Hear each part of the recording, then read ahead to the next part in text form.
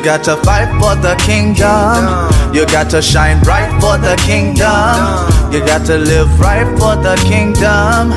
Yeah, yeah, yeah. You got to fight for the kingdom. You got to shine bright for the kingdom. You better live right for the kingdom. Yeah, yeah, yeah. You got to shine bright like Yeshua Christ the light, and never lose sight like the children of the night. Yeah, believe me and my ox, we be dressed in all white. It's not by power or it's not by might, but it's by his Holy Spirit that we got to live right. Holding on to faith, that's the war that we fight. Leaning on him and it's not by sight. Shalom, brothers and sisters. I'm Elder Gocc of the Gathering of Christ Church, here live with Elder Lawyer. He's back. All praises be to the Most High. Elder Lawyer is back. And we're going into a lesson today, closing the door to the dark side. All praises be to the Almighty for another Sabbath. It's a blessing coming before you. Okay, I would be amiss if I didn't let you know that we will begin the new Hebrew and Bible Academy tomorrow early. We're going to start around 8:30 for the announcements, and then the classes will commence. The class, the creation of the universe, and we're going to show you portals. Why is NASA, Israel's space army, which they call it Space Force, and American Space Force? Why are they hurrying with this technology to get out into the stratosphere? You're going to realize that they've already got the technology to open portals for the final battle of Armageddon. And we're going to go into how these portals were created in the beginning. Why? Well, eventually, the Most High had it where what's up there would come down here. From the beginning, judgment was made that the heavens above would come down into the face of the deep. And we're going to examine this. They have lied to us all, brothers and sisters. They made us believe that the earth was created through this big bang, and everything we see, the glory of the Almighty through his creation, was made out of nothing. Well, we're going to dispel all these satanic scientific myths tomorrow in our lesson, The Creation of the Universe, and I hope you all can join us. Go to historytimes.org to enroll. Shalom, how you doing, Elder Lawyer? Shalom, sir. I'm doing very well. Shalom to the family as well. Shabbat shalom to the family. I'm glad to be back. Let's go into it. Yes, sir. Let's do it. Yes, yes. Here we go. I'm excited about tomorrow, brother. Tomorrow begins our new academy. I'm excited about it. I can't wait for tomorrow, actually, where we'll be diving into a brand new theme for this academy. Gone. The theme, let me put it up here and center it for all to see. The theme, the fall of the last empire.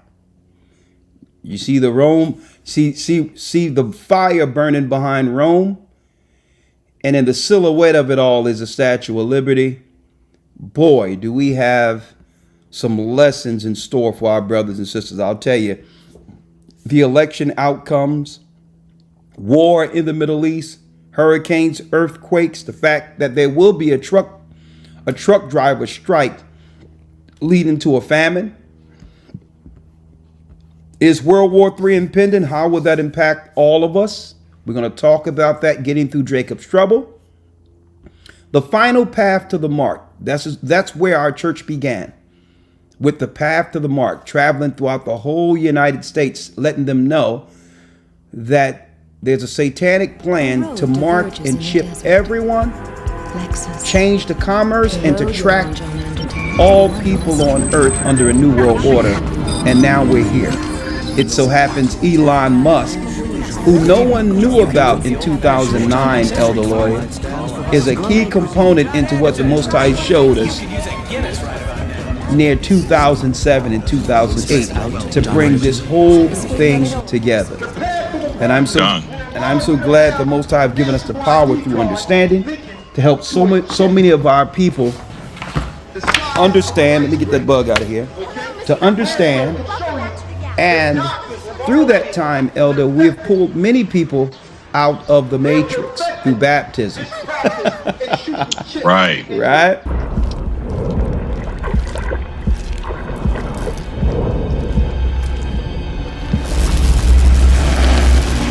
Give myself away.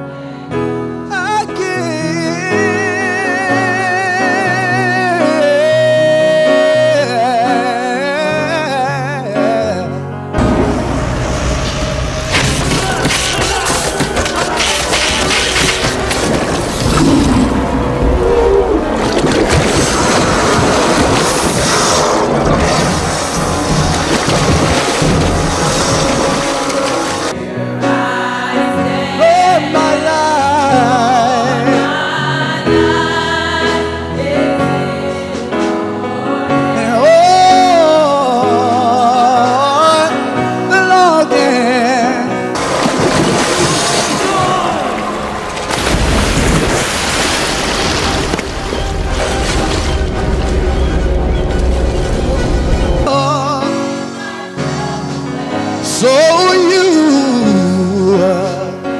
I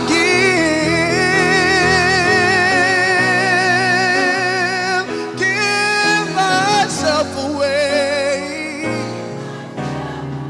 So you.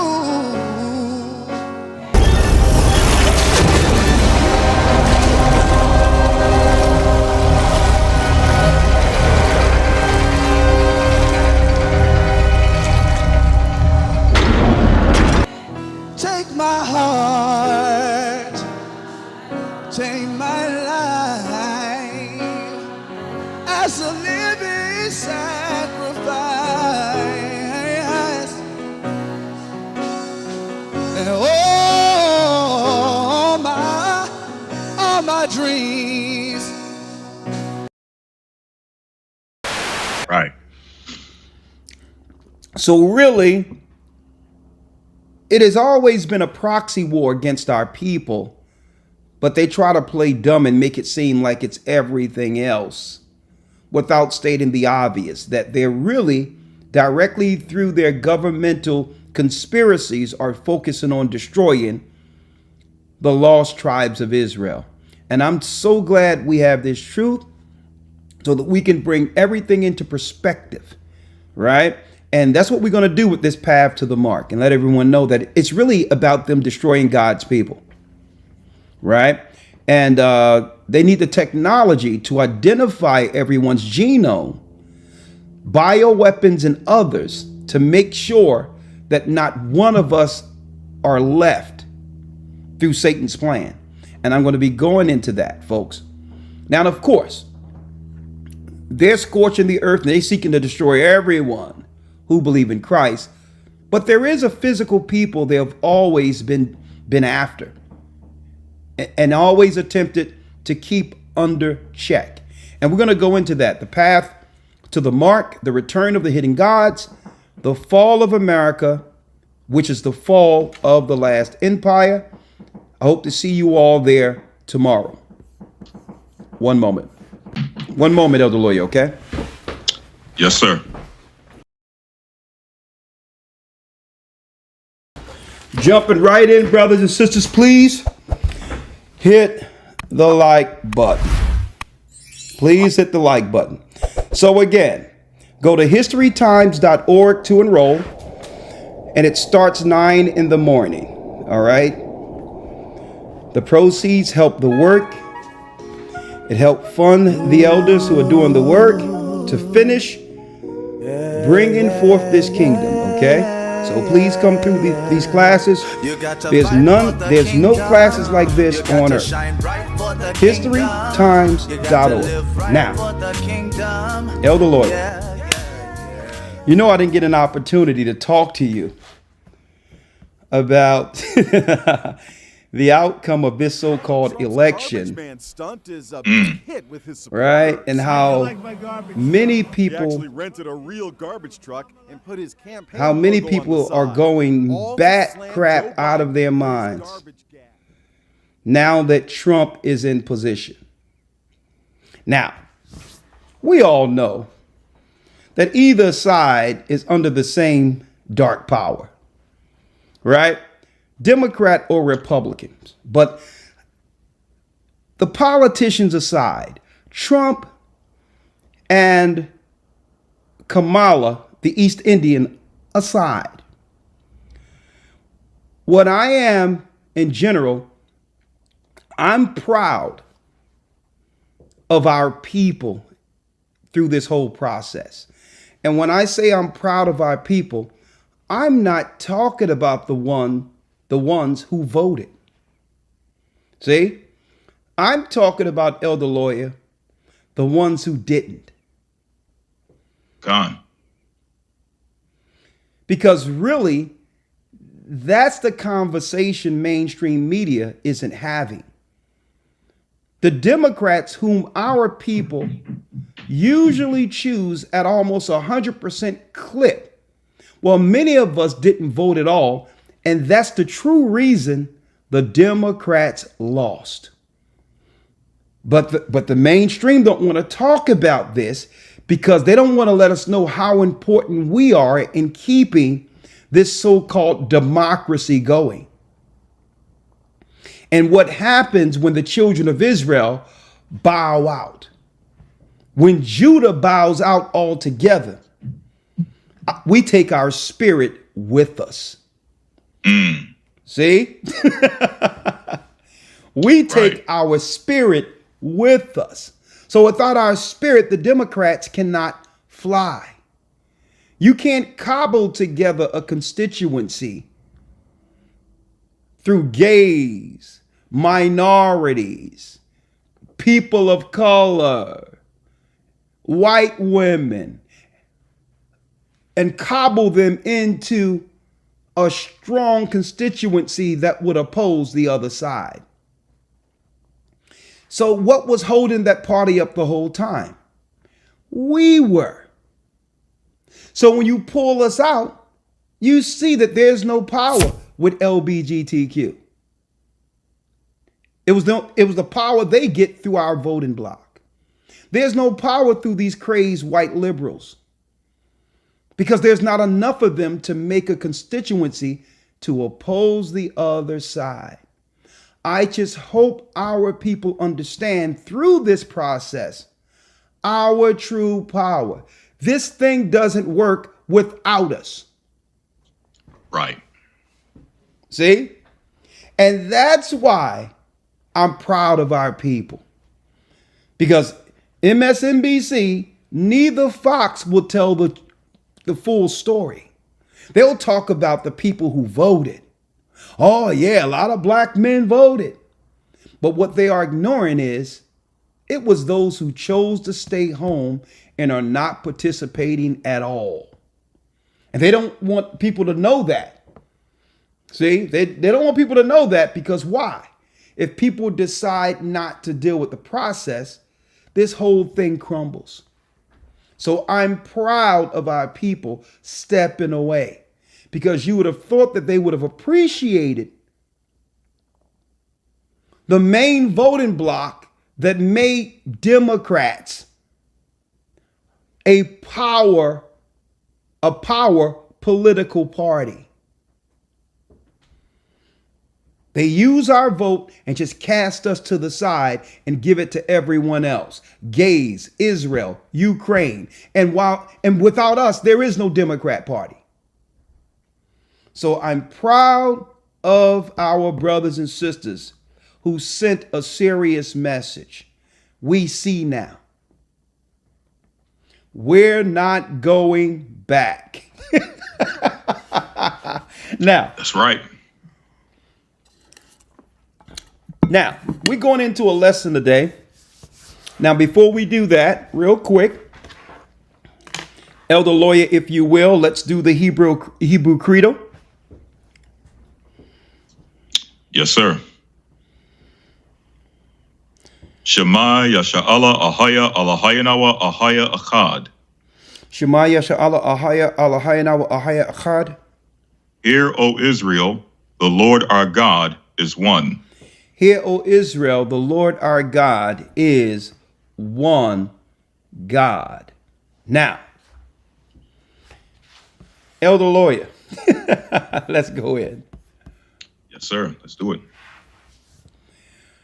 This is why I'm glad. A lot of people don't understand why I'm so happy the Democrats lost. This have nothing to do with the other side. But look what they tried to align with our people. I don't want these white liberals talking about they here to protect the racism against blacks and all these others. We don't want your protection. We don't want you trying to lump us up with you. Stop trying to say, well, we against the racism and all that. Nah. Keep our people out of this. We can protect ourselves. Because you only use us to politically grandize and benefit your selfishness. You're only using our voting for you. Let me show you this, Elder Lawyer. That's why I titled this Closing the Door to the Dark Side. Check this out. On the screen. Look at these nut jobs. These were the people they attempted to lump us with. And guess what? This election showed so much of what's the mindset behind the people who they have aligned with the children of Israel. Look at this. This nonsense. This is from a developing story, the Toronto Star in Canada. These witches, Elder Lawyer, are trying to use their power to defeat Donald Trump. Wow. Now, I did some research on this. I was going to talk about this Wednesday, but I'm going to let you know what we're going into next Wednesday a little later.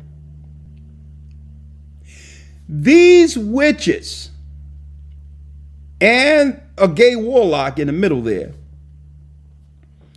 came together, went online, and attempt to have all witches and warlocks everywhere to come together to cast a curse on Donald Trump. Right? So listen, we're not for Trump, but we are against witchcraft. So what is it about Donald Trump that threaten witches and warlocks? Now listen to this.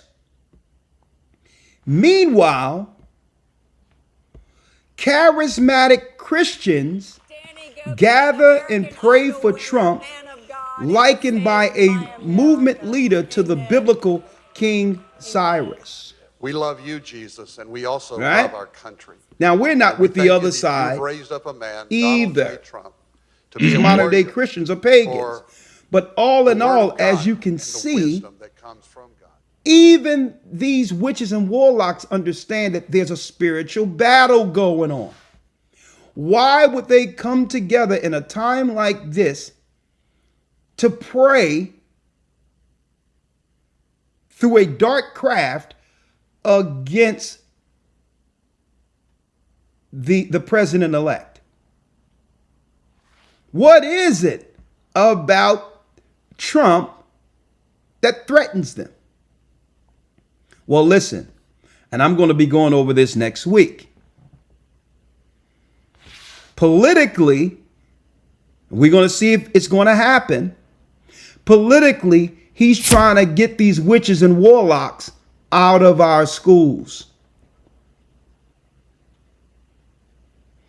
They're coming in under the guise of minority in many different or the oppressed, marginalized people.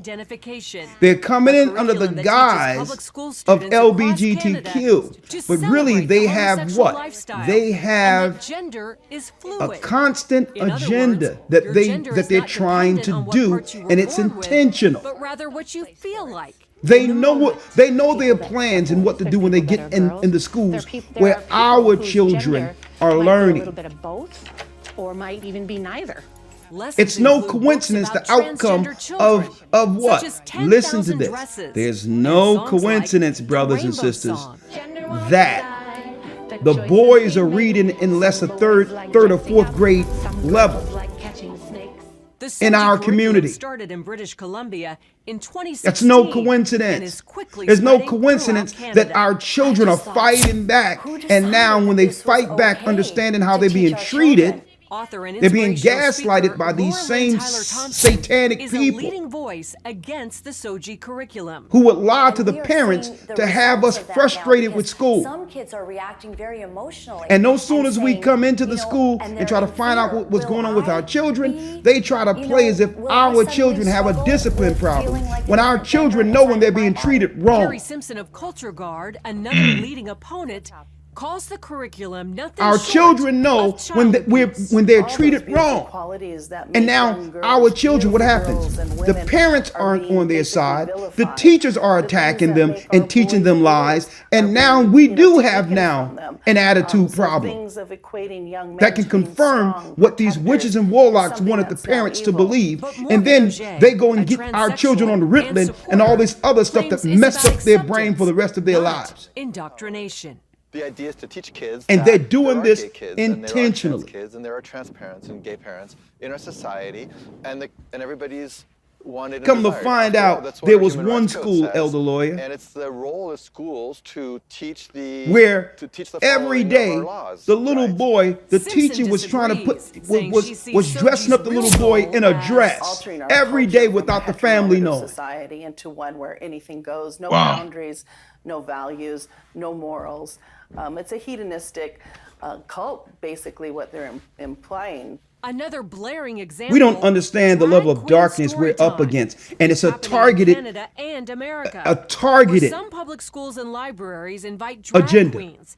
Some dress like they can't. And guess what? I'm gonna tell you, when they try to do this stuff in white areas, let me tell you, you have white people lining up, PTA meetings and all that. You see it online and all that, where they're fighting against the school administration, the superintendent, and everything, and they get that thing turned almost immediately when they try to sneak that crap in their schools. Recognizing Pride Month, but not in our community. Demonstrators were debating gender and sexual identity studies, which was not, by the way, on the agenda for the meeting. Around 50 officers ended up showing up on the scene. This lets you know the level of darkness we're up against. At least 3 people were arrested. These witches are trying to use their power to defeat Donald Trump. And now you wonder why they were crying and they're so upset and crazy. Folks, these people that are out there crying and all that, campaign reportedly turned off let me tell you, the rest of election night, while some began leaving. They're filled with demonic energy. They've been possessed. Where Trump supporters have gone into full celebration. You got a lot of women out here crying that they're not going to have the opportunity, and they're lamenting the fact that they're not going to have the opportunity to kill their children. To fight to make sure. Because of Donald Trump. And understand, he is not done. as a part of his agenda, he and his allies would limit access to birth control, ban medication abortion, and enact a nationwide abortion ban with or without Congress. And get this, he plans to create a national anti-abortion coordinator and force states to report on women's miscarriages and abortions. Simply put, they are out of their minds. To fight to make sure that every vote is counted. I need y'all to think about every this. Voice has spoken. Then they saying, well, this guy is bad. He's racist. Tonight? He's this, that, and the other. Meanwhile, the stock market okay, he's all that. With the Australian share market, but you're the one who's crying because you believe you're not going to have the right to get rid of your child. What makes him worse? Or do you need that blood of Moloch to feed that demonic spirit? That's what the witches aren't telling you. Is the power that they draw from this through deception. They want the power. Folks, y'all gotta understand what feminism is. And I'm speaking of why, Elder Lawyer, why these white liberals, these white women are so upset. Friends, I pray, sir, you gotta repent, sir. You gotta repent, sir, for murdering babies. Why? Because it's a sin before God. Why? Wow. Stinky breath. Yeah, Why? that's pretty evil of you, sir. Yeah, I am. And I hope and pray that you. Yeah. Well, that's what you do to babies, huh? Yeah, I love it. You love it, huh? Yeah, I do. Okay, I hope that you come to Christ, sir. Oh, I never go to Christ. I hope that you come to Christ, no, sir. No, I don't go to Christ. Yeah, I don't listen to Christ. You will have a darkened heart, sir. I do have a darkened heart. Yeah. You have a darkened heart. I do, very, very much. And you will stand before God in judgment day. Yes, I will. Every day. You will stand before God in judgment day. Yes, I will. Every day. All of the babies that you have love it. killed. I love it. Yeah, keep tearing the babies apart. Yeah, I will. Keep tearing the babies apart. I will. Keep tearing the babies apart. Oh. Yeah, sir. The babies, their blood screams from the ground. This fountain is used by them for their rituals. And the wound, does it look familiar? It's a mockery of Christ. Those statues are there for a reason. It's been used for blood rituals for several centuries. So you think when the gates close here at night, they are coming out here to perform human sacrifices? Yeah. This exact spot? Yeah. They kill children to worship the sun. What are they gaining from it? Power. But what they really are after is something that money can buy. It's use. Through the harvesting of blood that was harvested through fear and pain, torture. That gives a special quality to blood. The most evil places on earth, they're not the ones that you think they are. Something is going on here. I've been told things, I've been approached by people, I've been in the satanic undergrounds for more than 30 years now, and I know what's going on in the upper echelons of society. So the guy that's living here is murdering people. Yeah. And he's videotaping him torturing and murdering them. Yeah. He's connected to a Luciferian sorcerer. Yeah. He's living next to a sacrifice ground. Yeah. He finally gets arrested for all this, and before he can give any information, he kills himself. Yeah. And he's living on the grounds of one of the most famous palaces in France. So, or maybe they're still alive, maybe they're watching this video, you never know. A lot of them are witches. And because they don't have the same power as men physically, their power comes, they put men under their power through the craft and deceit. And they need this abortion thing. I'm going to tell you why. Roe protects the right to access abortion. It also protects a woman's right to make decisions about what she does with her own body. Let's take a baby at 21 weeks. Hold up, Mike. This is a baby at 21 weeks, okay? The baby can feel pain, right? Yes. And the baby's pretty developed, right? Yes. And do you know the name of the procedure that the doctor would use to abort that baby at 21 weeks? I'm not a doctor, but I believe it's a DNR. It's called dilation and evacuation. Is that right? As far as I understand, yeah. Yeah. And first, the doctor would dilate the cervix, and then the doctor would take what's called the doctor would call it a Sofer clamp. It's really a pair of pliers with sharp teeth on the end. And without giving the baby any pain medication, the doctor would go through the vagina, through the uterus, and start tearing the baby apart. Is that right? As far as I understand the procedure. Yeah, and she might start with the legs and pull them out, and the arms and pull them out, right? And then she might go for the heart or the spine and just pull the baby out piece by piece. Is that right? Without giving the baby pain medication. That's what I understand the procedure to be. Okay, but then you got to get the head out. The baby's dead, but maybe not. Maybe it's still in pain, but then you got to get the head out. And even with the cervix dilated, you got to get the head out, which is hard. So then the doctor would go in and use those pliers to crush the baby's head. Is that right? As far as I understand. And then she'd pull the head out, the crushed skull out, right? Mm-hmm. Senator Kennedy, your time has expired here. Well, you gave the others plenty of time, Mr. Chairman. Just letting you know, your time's expired. Okay. You have other senators waiting. Well, I was waiting when you were letting others. I'm sorry you don't want to hear about what happened. No, I don't think anybody in an actual abortion, but I thought that was what we were here to talk about. Listen to me clearly.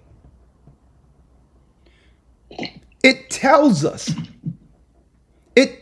in the book of Reuben, in the 12 patriarchs, that because when women, because they don't have the power of men, evil women utilize their outward wiles, which is their body, to put men under subjection. That's what Reuben understood. They use the makeup and all of that to put men in a spell. Now, why do they need abortion? Moloch sacrifice. That's what it is. Well, you have to understand the power is through their sex. Listen to me clearly. This is why a lot of these white women are upset. If there's a man that they're looking to capture, but they know that man wouldn't normally commit to them. See? If all things were even and she was honest, she knew these women would know that this man wouldn't marry them. So they use the power to get pregnant. These witches lie. They'll say, listen, we can do it, this, that, and the other.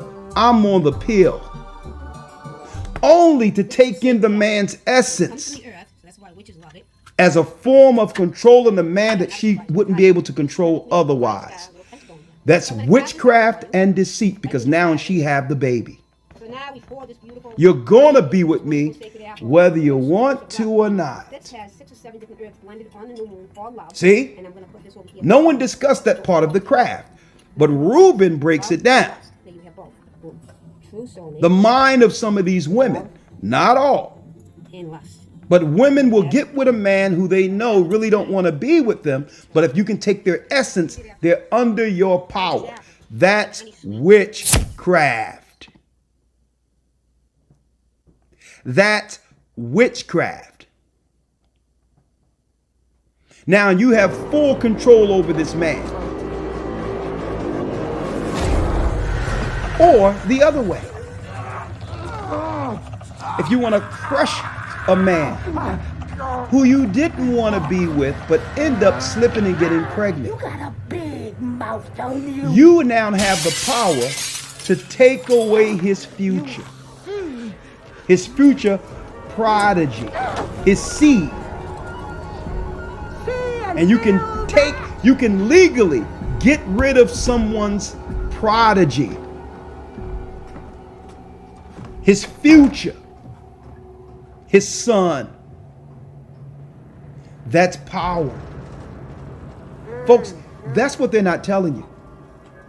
The true reason they're crying is because without this, they feel powerless. Where they won't have the lane backed by the government to deceive and put men under their foot. Did you get some spices? See, a lot of you thought, okay, it don't make sense what's going on with these women. Folks, guess what? They're reading the tea leaves. They understand clearly what all of this means. That their power to manipulate can now get interfered. These are witches, folks. Now, how do we know they're witches? We're going into closing the dark side. And this is why, let me tell you, hence the reason, Elder Lawyer, hence the reason you notice the witches, warlocks, the Hindus and all that, even the Muslims, there's only one book they concentrate on getting out of the way throughout all of this. That's the Bible. That's right. Because only the Bible can identify the Gentiles, the Satanist, true intent against us. They say, get that Bible out of the way. We don't deal with every time we come with the Bible, they try to claim, oh, we don't deal with religion. Witchcraft is a religion. That's right. Hoodoo is a religion. Hindu is a religion. Islam is a religion. So that means the only religion you so-called try to stifle in conversation is that belief that's attached to the Bible. So don't tell me you don't deal with religion. You just want us to put the only protection we have, our defense, which is the Bible, to the side. And that's their greatest weapon. I can show you the whole Democrat Party from Leviticus 18. Everything that we see that these witches feed off of is what God told us not to do. And they made a whole party out of it. So now we're going to understand why God, when our people came out of Egypt, gave us law. It's the law between the righteous side against the dark side. Elder Lawyer, if you will. Yes, sir. Let's go to Leviticus 18.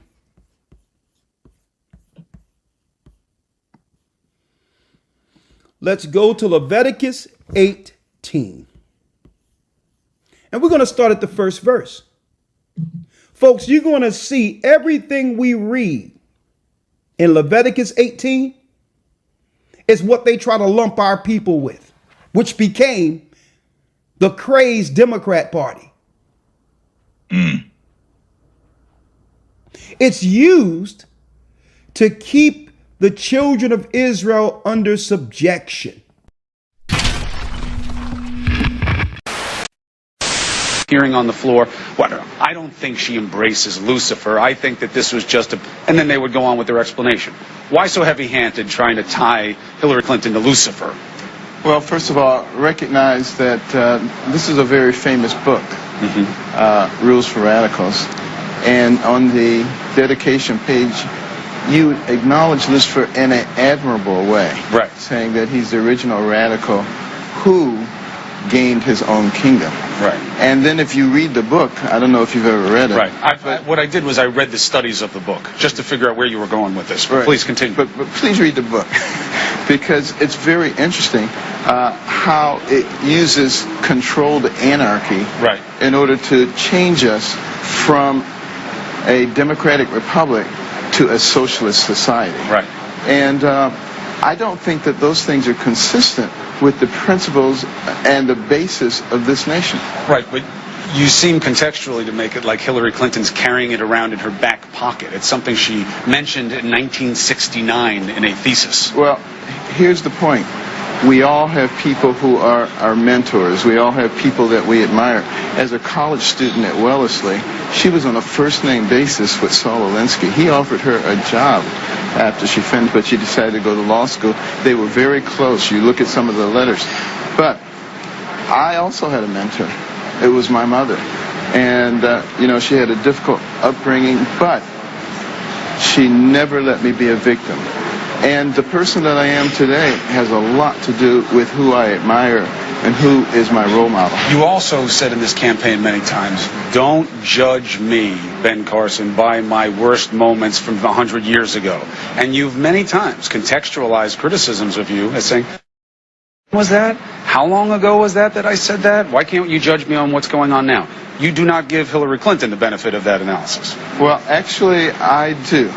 Because, in the real world, and particularly in business, if someone is doing something that is inappropriate, what you do is you maybe give them remedial training or you demote them.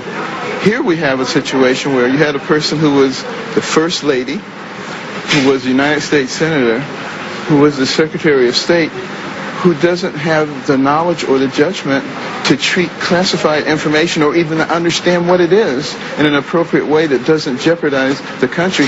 And instead of sending her for remedial training and demoting her, you're saying, let's promote her to the highest position in the land. Legitimate argument. Certainly different than blaming her for what she wrote in college. That's why I'm asking you. I get that Lucifer is a powerful term, especially with a group that is faith sensitive. But do you feel that it was going too far in retrospect? Again, when you look at the principles that are espoused by Christ, by Christianity, and you look at what's espoused by evil, and then you look at things like killing babies, you look at things like redefining marriage away from what the biblical definition is, I think that there's pretty good consistency there. But don't you think it's a little dangerous to tie gay marriage, equality of marriage, respect of LGBT with being evil? Don't you think that's a little bit too far, once again? Well, again, that's your interpretation. If you were Satan and wanted to destroy America, how would you do it? ChatGPT responded, I would undermine the family structure by breaking down traditional family values and norms by promoting confusion around gender roles, sexual ethics, and parental authority. I would sow division and hatred by amplifying divisions across political, racial, and ideological lines, and by using the media and social media platforms to escalate polarization. I would corrupt the education system by diluting and distorting history, values, and truth itself. I would attack faith and religion through weakening the role of churches and encouraging apathy and hostility toward religious belief. I'd promote materialism and self-interest, making people prioritize their wealth and status over community and service to the people around them. I would encourage moral decay by normalizing behaviors traditionally seen as vices to blur the lines between right and wrong. I would undermine the government and institutions through eroding trust in law enforcement, the judicial system, and democracy itself, fostering corruption within the government, making leaders self-serving and out of touch with the American people. And maybe most importantly, I would attack the sanctity of life, particularly through abortion and euthanasia, to shift societal attitudes to see life as less valuable. Through sin. Let's read it. Elder Lawyer, let's read Leviticus 18 and 1. Let's read it. Yes, sir. Leviticus chapter 18, verse number 1. And the Lord spake unto Moses, saying, Speak unto the children of Israel, and say unto them, I am the Lord your God. After the doings of the land of Egypt wherein ye dwelt, shall ye not do. And after the doings of the land of Canaan, whither I bring you, shall ye not do. Neither shall ye walk in their ordinances. Neither shall you walk in their ordinances. Folks, because believe it or not, folks, all of what the Most High is forbidding us to do was codified in law with the Egyptians. Everything the Most High is about to show us, the high rungs of power and the high class that made the Egyptian power was into these things. He says, don't walk after their ordinances. See? They could do these things and it was widely accepted amongst the Egyptians. Let's read. Yes, sir. Verse number 4. Ye shall do my judgments and keep mine ordinances to walk therein. I'm the Lord your God. I'm giving you ordinances, moral laws to live by, opposed to what you witnessed in Egypt. Read. 5.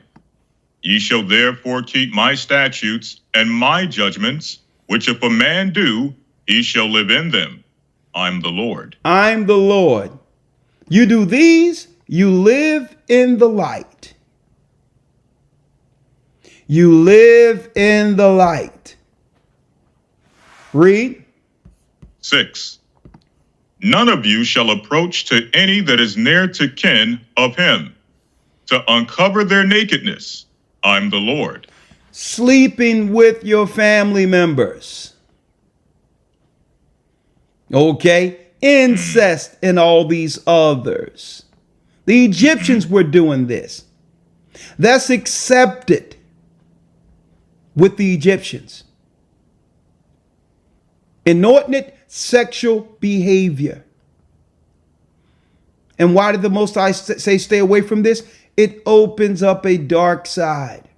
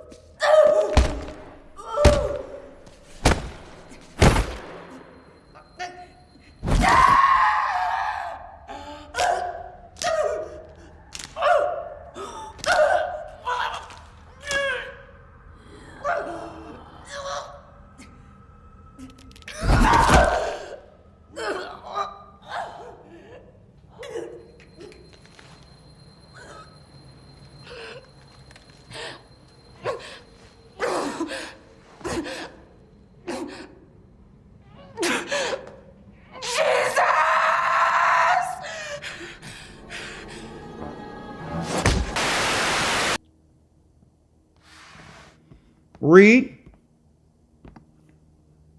Yes, sir. Verse 7. Number 7. The nakedness of thy father or the nakedness of thy mother shalt thou not uncover. Shalt thou not uncover. They just showed not too long ago. And it's a shame that our people have fallen into this mess. A grown woman, not too long ago, I seen this last week, sleeping with her teenage son.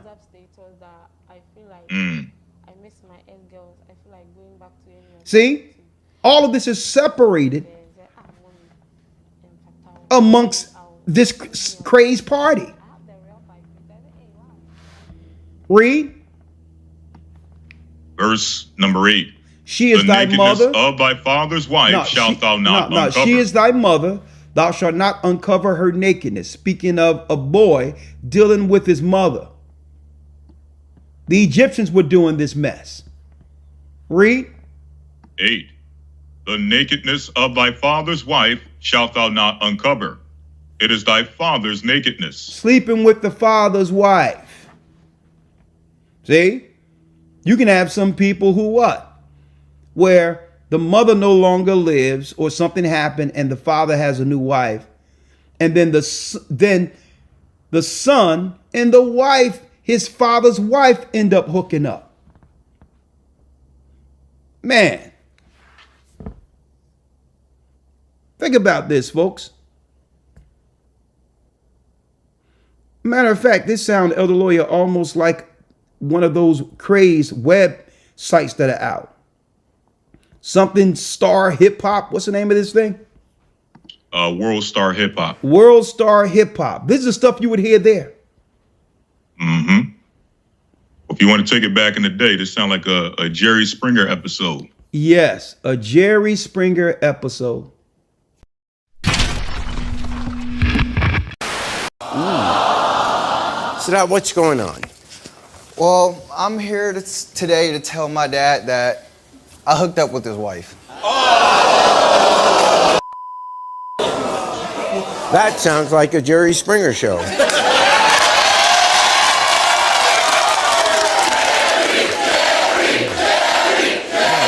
Okay. All right. Now, all right. Well, Terrence is your dad, and he's watching, so he now knows. Here's your dad.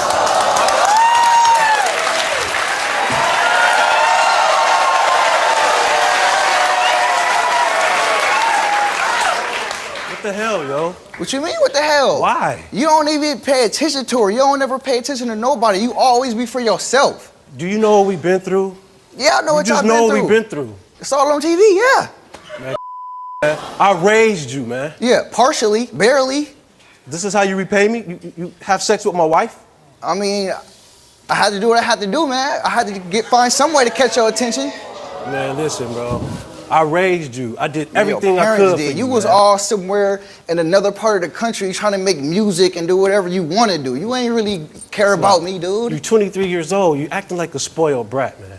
You just a dad. That's man, shut up, man. You shut up. I'm grown now. I ain't scared of you no more.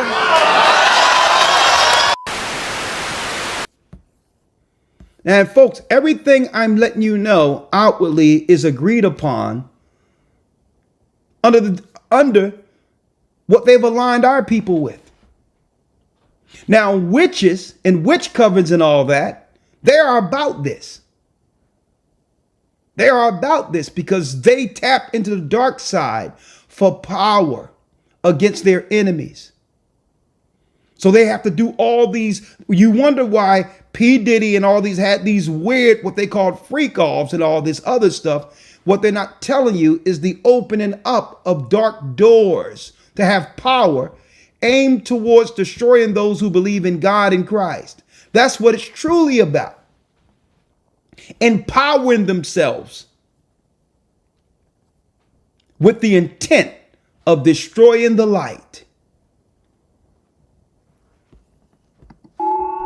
9.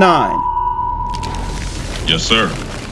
The nakedness of thy sister, the daughter of thy father, or daughter of thy mother, whether she be born at home or born abroad, even their nakedness thou shalt not uncover. Incest. Read.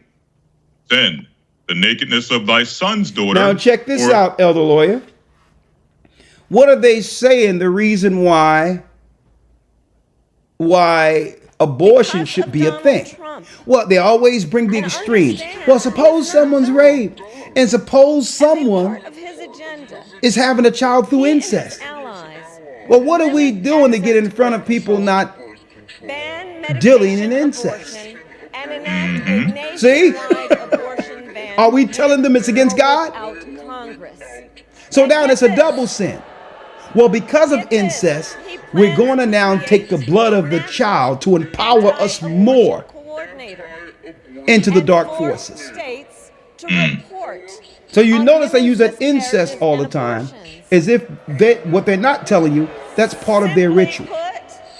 They are out of their mind. Because amongst our people, that's a no-no. You can say what you want about our people. Brothers and sisters type thing, even though we can point out some anomalies like I said, showed you last week, which is nasty, about this woman with her son. That's not the norm amongst us folks. But you hear these white liberals keep saying, well, suppose she's pregnant through incest. Anyone has sex with my hold up. sister, it's gonna be me. Move the needle off the record. Move the needle off of the record. Scratch it off. No one asked. No one tend to ask, what incest? What incest? Who's running around sleeping with their sons and daughters? Are y'all talking about in these witch covens? Does your mother do it? No. Do I do it? No. Who does it then? Papa, Mr. Holding, the school. Who? My dad's Tell me more family. people. Tell me some more people, please. I'm interested. Parents, police. What about the teachers at school? Who's the main one? Papa, Mr. Holdings, Mrs. Forsyth. Who's Mrs. Forsdyke? She's the head teacher of our school. Well, as I said, we kill babies, we drink their blood, we eat them. I'm a police officer of 20 years. I had the opportunity of actually sitting with a mother in this case for 3 hours.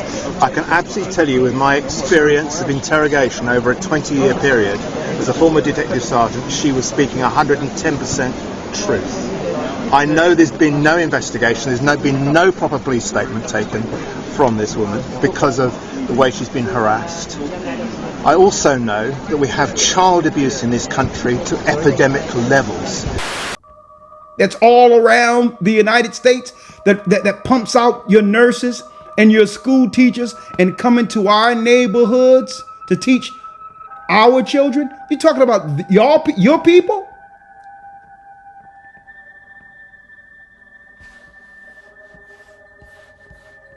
Because incest is against our God. And this is why I don't understand how Christians who believe in God could back a known dark side, a party that's overt against God.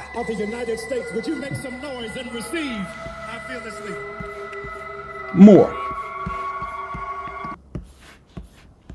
Yes, sir. Verse number 11. Verse number 11. 10. Yes, sir. Picking up from verse 10. The nakedness of thy son's daughter, or the nakedness, or of thy daughter's daughter, even their nakedness shalt thou not uncover, for theirs is thine own nakedness. Read. 11. The nakedness of thy father's wife's daughter, begotten of thy father, she is thy sister. Thou shalt not uncover her nakedness. Brothers and sisters are a no-no. And you notice, folks, with these letters, they continually expand these letters to whatever group or group of people who are seeking to deal with what? Perversions, perverted acts of sexual activity against the standard God intended. It's an anti-God, anti-Christ party. Straight out. 12.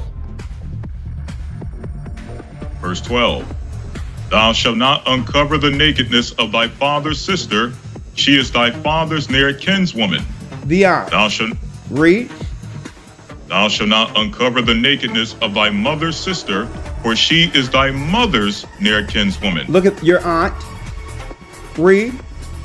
Thou shalt not uncover the nakedness of thy father's brother. Thou shalt not approach to his wife. She is thine aunt. Read. Your father's brother. Speaking of someone dealing with their father's brother, which is the aunt. Read. Yes, sir. Verse number 15. Thou shalt not uncover the nakedness of thy daughter-in-law. She is thy son's wife. Thou shalt not uncover her nakedness. Read. Thou shalt not uncover the nakedness of thy brother's wife. It is thy brother's nakedness. Read on. Thou shalt not uncover the nakedness of a woman and her daughter.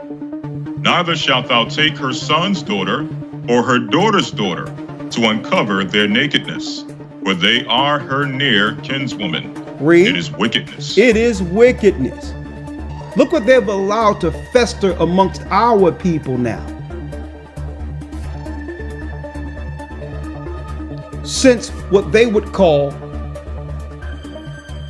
you know, since what they would call sexual liberation have become the political or the status quo amongst those in America now. Think about this. When they talk about when they talk about the sexual revolution, folks, this is what they're talking about. Mm-hmm. Being free to deal with whomever you would like. That's right. Read. Verse number 18. Neither shalt thou take a wife to her sister, to vex her, to uncover her nakedness, beside the other in her lifetime. And folks, we see this happening due to what? This bitch named Diamond. Yes. When people feel scorned or hurt. She tried to blow me up on Facebook. And guess what? There's no shame about it now, Elder Roy. I've seen it online where, okay, you did this to me. And a guy go deal with the girl's sister, his girlfriend or his wife's sister, and vice versa. Right. Right. I seen a girl online bragging that she dealt after getting hurt by the man she was with and went and dealt with the brother's father. Mm. Now you see why people don't want to read or just discard the Bible at all? Because if you don't read it, you feel you're not accountable to it. Even though in your conscience, you know it's wrong. But if God didn't tell me, see, they can feign ignorance. They can feign ignorance if they didn't read it from the Word of God. That's why they discard the book altogether, because no one wants to be accountable. 19. Hit the like button for me, folks. Let's read it. Yes, sir. Verse 19. Also, thou shalt not approach unto a woman to uncover her nakedness, as long as she is put apart for her uncleanness. Put apart for her uncleanness, and we know what that is. Mm-hmm. A woman's monthly. Read. 20. Moreover, thou shalt not lie carnally with thy neighbor's wife, to defile thyself with her. Sleeping with the neighbor. Man, does this sound like America or what? Read. 21. And thou shalt not let any of thy seed pass through the fire to Molech. Through the fire to what, Elder Lawyer? To Molech. To Moloch. Hold up.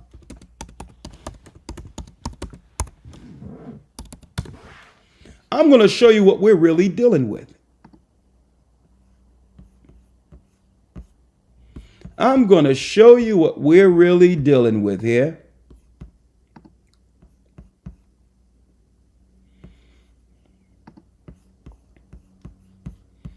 One second. We're bringing this all the way together for you all to understand why so many women are upset and crying about them losing their rights. Claiming they're losing their rights because Trump is in power. Ban medication abortion and enact a nationwide abortion ban. Look at this here. When I told y'all about the witch coven, 125,000 people got together in Chicago in 1933. And what did they do? Fair use. For educational purposes only. This is what they did.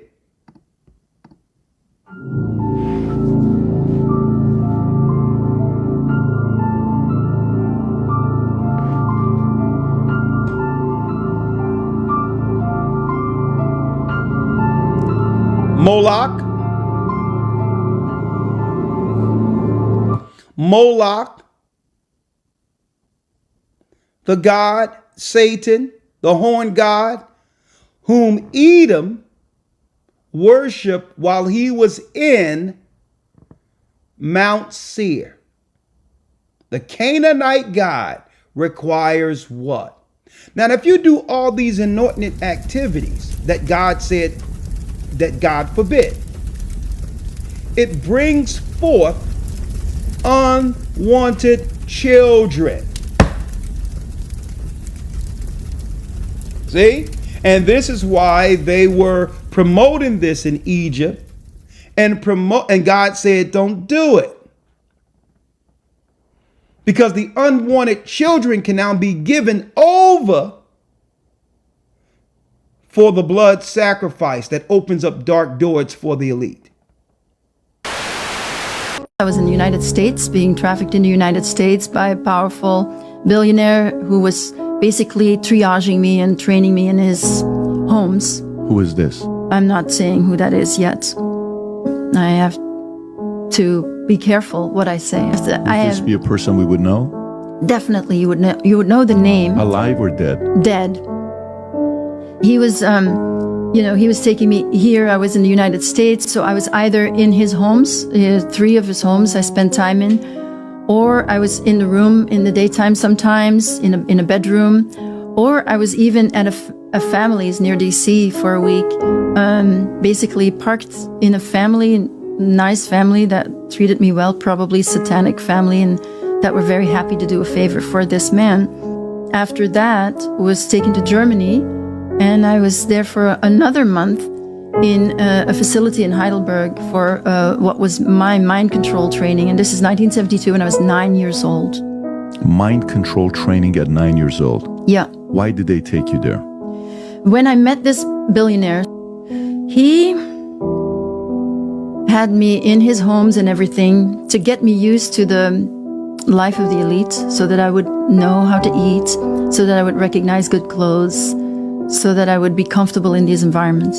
And alongside that, we went to on one of the islands on the northeastern coast of the United States and saw there, and this was a Rothschild who was there. Rothschild. A Rothschild, yeah. We were with Evelyn the Rothschild for 1 day only. And it was clear that this billionaire, who you would think is just as powerful as this Rothschild, was not as powerful in the network as he was. And he was asking for permission. He wanted to make me into an elite sex slave where I would become famous in France. And then with that role, I would attract the most powerful men in the world, and I would be able to spy on them for him and so forth. Was that David Rockefeller? All right. Okay, there you go. You've never talked about this. I've never said his name. You know, you hear these stories and you wonder, there's no way these people are capable of doing something like that. At what point did you know it was him? When he died. 2017. Yeah, I just saw his face, and first of all, I saw his face, and then immediately a lot of other memories came back with him. David Rockefeller was a pedophile. There's a lot of survivors. I work with survivors. There are a lot of survivors out there of David Rockefeller. Is this coming together for you? You bring children in the earth through a shameful relationship, then you can easily discard them, and guess who'll accept the blood of that child? Moloch. That's the system that no one is telling you existed since ancient times. They've just cleaned it up a little bit and normalized it. Because nobody, if you got a nuclear family, father and mother, blessed family that pray together, is going to allow you to do anything to their child. But if you can have a child that's produced through some of these activities, then that child can easily be accepted by the priesthood of Moloch. That's how it works. You see why they promote this stuff amongst us now? Because it gives you what? Plausible deniability. You have a child you wasn't supposed to have based on some of these negative activities, and now you can get rid of this child without conscience. Now you see why these white women and all these are crying right now? It's getting exposed. And loyalty to our conscience and to our God. My allegiance. Hit the like button. 1933. Here's your crazed white liberals that are teaching your children and that are advising you and counseling you and are tricking you in the schools to give your children up to them. I am a lactator, honey.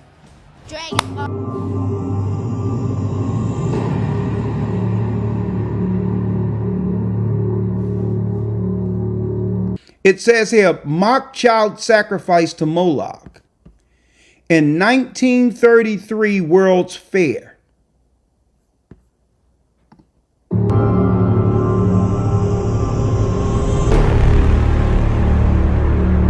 A woman takes a mock child, throw it into the lap of Moloch. And what they used to do in ancient times, burn the child. Folks, these are the people that have been politically put over our community. My next guest was used also in worshiping the devil, participated in human sacrifice rituals and cannibalism. She says her family has been involved in rituals for generations. She is currently in extensive therapy, suffers from multiple personality disorder, meaning she's blocked out many of the terrifying and painful memories of her childhood. Meet Rachel, who is also in disguise to protect her identity. You come from generations of ritualistic abuse? Yes, my family has an extensive family tree, and they keep track of who's been involved and who hasn't been involved. And it's gone back to like 1700. And so you were... Right, I was born into a family that believes in this. And does everyone else think it's a nice Jewish family? From the outside, you appear to be a nice Jewish girl? Definitely. And you all are worshiping the devil inside the home? Right. There's other Jewish families across the country. It's not just my own family. Really? And so who knows about it? Lots of people now. I talked to a police detective in the Chicago area, and several of my friends know, and I've spoke publicly before. And so when you were brought up in this kind of evilness, did you just think it was normal?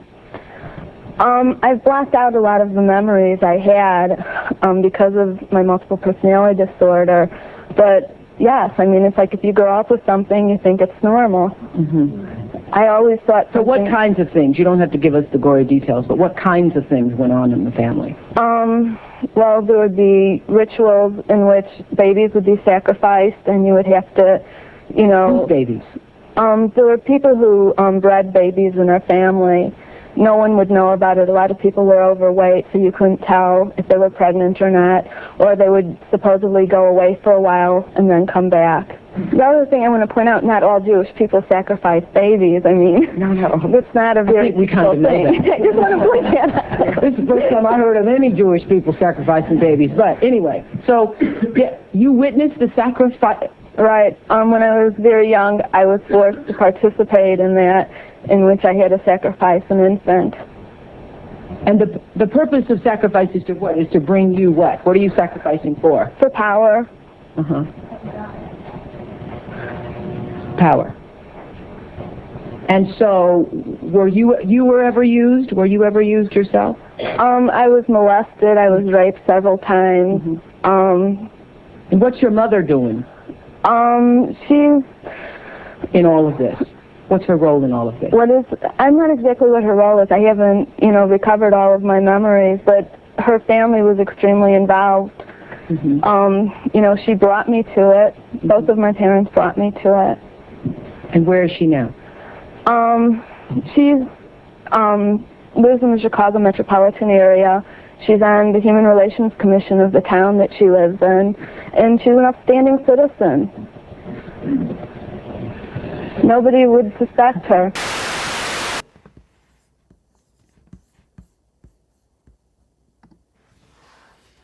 Now,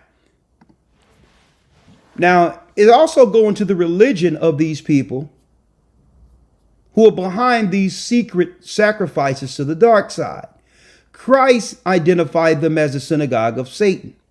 And what they do politically is deceive our people to have us give our children up for sacrifice in fear that one of your children will one day rise like Moses or Egypt to oppose their God.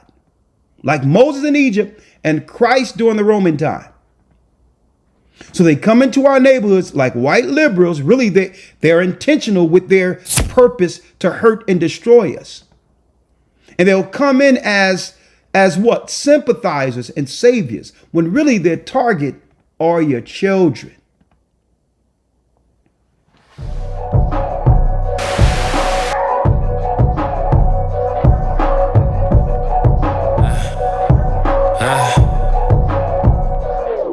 I got baptized, living right now with Christ. They say I switched up. Can't be slothful with the ball. I gotta work, so I can't lay up. I see haters everywhere, but I can't kill, cause God put them there. Put my foundation on Christ, yeah, we in order like it's solitaire. So I can never stop, yeah. Working like a bot, yeah. Water got me clean, got me looking like a mop, yeah. Locks on my head, cause my God at the top, yeah. He chastised who he calls son. It's a bloodline, not adopted. I'm a prisoner, he the commissioner. Let's go back, Elder Lawyer, if you will. Yes, sir. And it says 21, let's read that. And thou shalt not let any of thy seed pass through the fire to Moloch. Pass to the fire through Moloch. What is that today? Abortion. That's a ritual. Getting rid of unwanted children to the god Moloch, which empowers the people, the witches and warlocks who have convinced you to do that. You have given the power of life and death over to Satan's overlords. See? You understand? This is why I'm so happy that a lot of our people, the real people who influenced this election, are those who didn't vote at all. Mm-hmm. Because we're weighing this in the balance. The concerns they claim they have about another man from a different party, the negatives of this person pales in comparison to the death that's promoted within the Democrat Party. It's hypocrisy. It's hypocrisy. Talking about we're going to lose our rights. What? The right to do what? To use deceit? To use children as power to control men? Huh? The family courts, all of this stuff is filled with these same people, folks. If it is not lawful and morally acceptable to take the life of a 10-year-old child, I assume you agree with that, right? That would be wrong, correct? I believe that. Okay, that is and wrong. A 2-year-old child, same thing, that would be murder. We would all agree that's wrong. Then what is the principal distinction between the human being that is 2 years old or 9 months old or 1 week old or an hour old than one that is 8 inches further up the birth canal in the utero? What's the difference? Why is it okay in the latter case and not the former cases? I trust people to determine what to do with their own bodies. Wow. Full stop. Why is it okay in the latter case and not the former cases?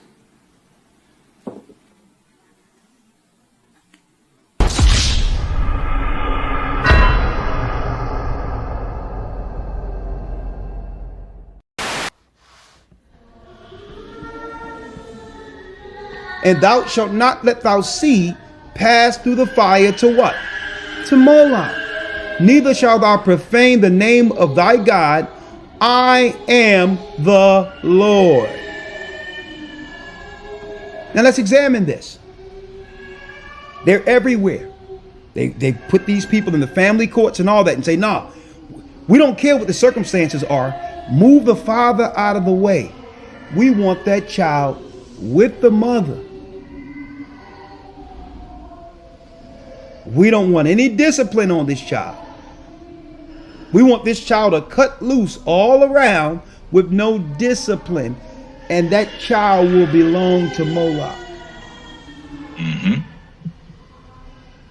And these judges, they know the child would be in better case under a disciplined father.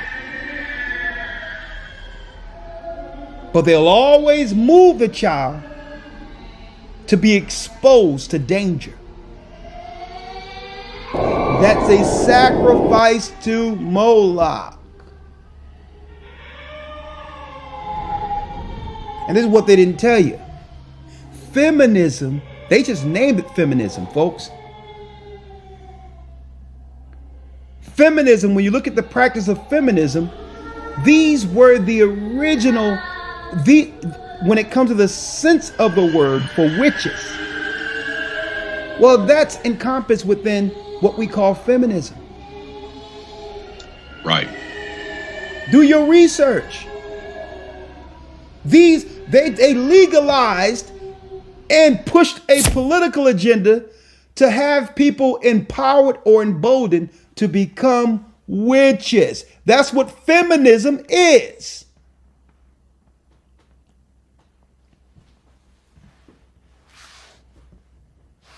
Now, so here's the problem. The problem is, and I'm going to go back to these scriptures in a moment. The problem is, white men empowered white women to keep us in check. See? There was never an intent for white women to leave the farm altogether, not realizing their true place. That you really don't have any power. White women only have the power white men gave them. And this is what they fear with Trump. White women really don't have any power. But they left the farm, not realizing their place. And now, when they put Moloch into our neighborhoods, they were intended to control the population of our children, of our people not multiplying. Now, their birth rates are down. White men is like, well, hold up. We wanted you to go into the neighborhoods and twist them up. You're not supposed to stop having our children. See how this works? You see how this works? So white men who gave you the power to control us in our neighborhoods, to become these crazed nurses and teachers that would mess our children's brains up, that was your job. Your job was to influence black women to get rid of their children. You were not supposed to get rid of the white man's children. That wasn't the plan. So now the same white man who gave you that power is taking it back, because you don't really have power. How do you know you really don't have power? There's no such thing as white woman power or black woman power. You know how you know you don't have any power? Because the power was given to you. The person who gives the power have the power. See that? They just make you believe you're powerful. You don't have any power. White women have the power white men gave to them. Period.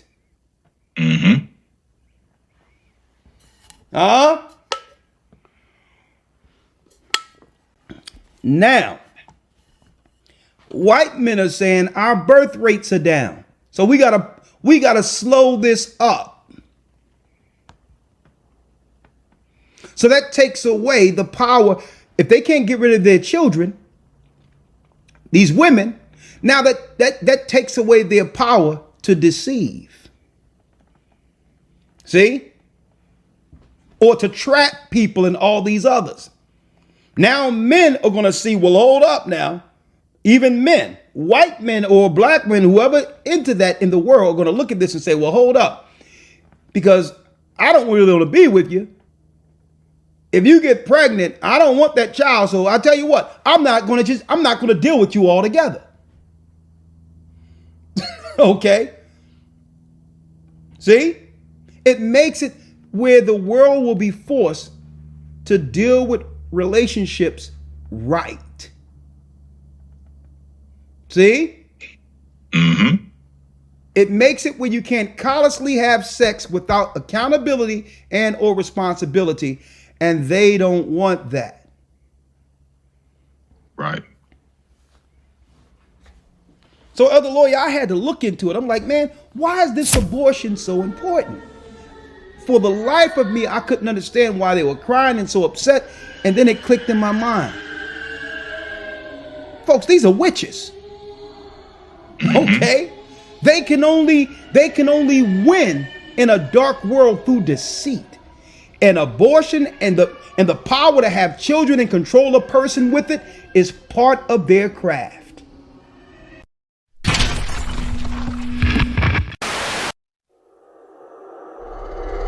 New Mexico has secrets.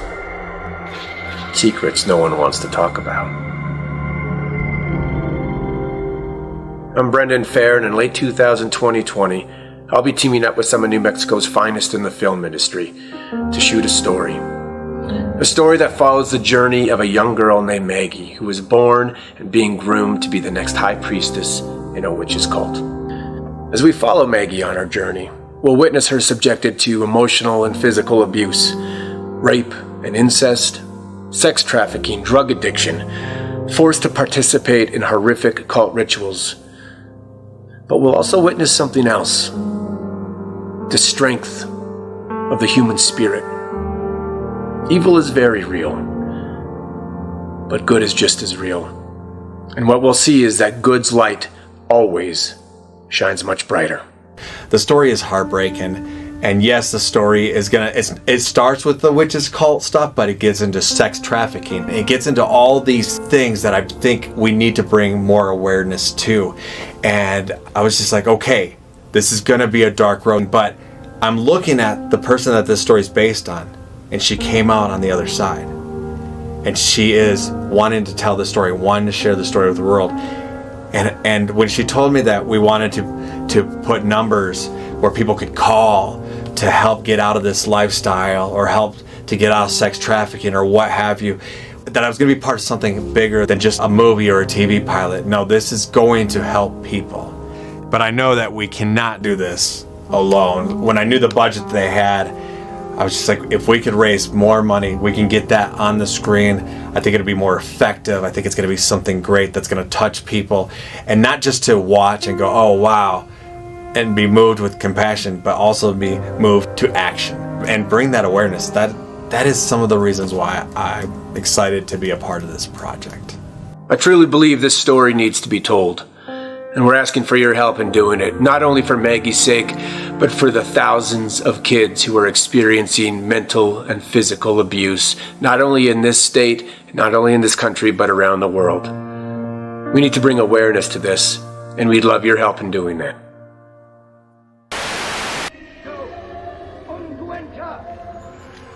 It's part of their craft, because without it, they feel powerless. I can't make this man do anything I want him to do. But if I got that child, I got him. That's witchcraft. Now, if he don't go the way I want, I'll make his life a living hell. That's a witch.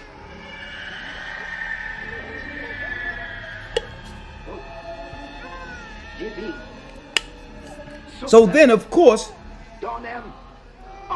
the dark side of this need assistance. They can't do it by themselves. They need people outside of them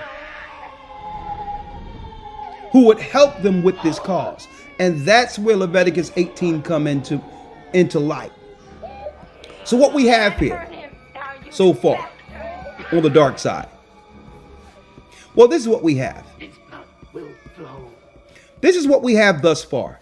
We have people who would just have sex with anybody, incest, all types of mess, and then part of it is the child that comes from these behaviors that no one wants, they get aborted.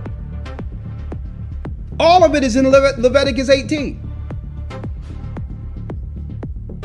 See? Okay, I don't want this child. Okay, give it to the Moloch priest.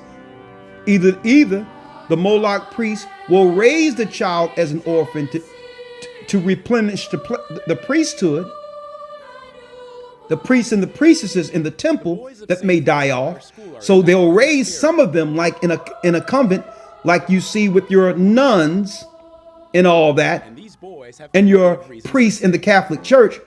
So some of them will be raised as orphans in a convent, but others will be Moloch sacrificed. That opens up the door of darkness that gives information to the high priest. That's how it works, folks.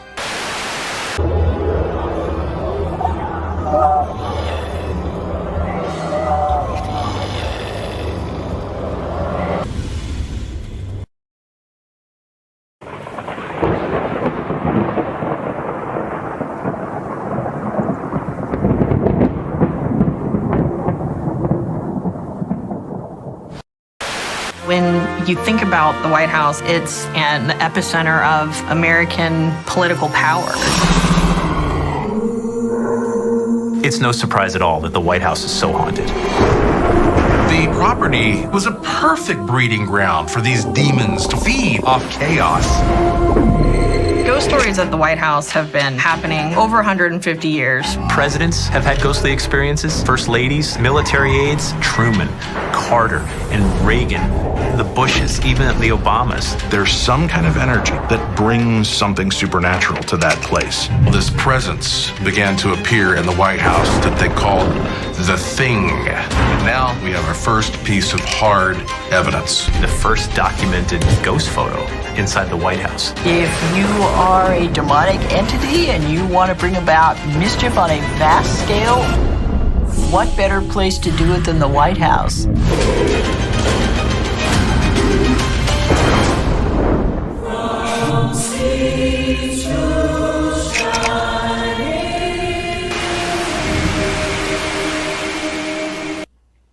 Satan requires a blood sacrifice for information. And that's a part of the priesthood they're not telling you. It was in Leviticus 18 the whole time. Nora Wilson said she never saw these scriptures in the Bible. Isn't that something, Nora? She said, I never saw these scriptures in the Bible. Now you have to ask the question, why your preacher didn't tell you? They're lying and telling you the law is done away with. They don't want you to see this because what? The dark side have no power over you when you understand its origin. Krampus is a mythical creature that originates from Alpine folklore. Often depicted as a horned anthropomorphic figure with a devilish appearance, Krampus is traditionally associated with the Christmas season, particularly on the night of December 5th, which is known as Krampusnacht. In the folklore, Krampus is said to be the companion of St. Nicholas, who rewards well-behaved children with gifts and treats. While St. Nicholas brings gifts and joy to the good children, Krampus is said to punish the naughty or misbehaving children. He is believed to carry chains, birch branches, and sometimes even a sack to carry away these misbehaving children. The idea is to frighten children into behaving well, as Krampus's punishments can range from simply giving a scare to more severe forms of discipline. So they'll tell you, don't worry about the Old Testament. Don't worry about that old stuff. Just accept Jesus as Lord. 22. Let's read it, Elder Lawyer. Yes, sir. If I can mention this very quickly. Yes, sir. I can almost guarantee the same pastor who didn't teach her these scriptures was probably most likely the same type of pastor that would tell her to go and align herself politically with a party that promotes all of these degenerate lifestyles and activities that are presented in Leviticus 18. Look at that. The same pastor who didn't tell her this was in the Bible would say, would scorn her if she claimed she wasn't a Democrat.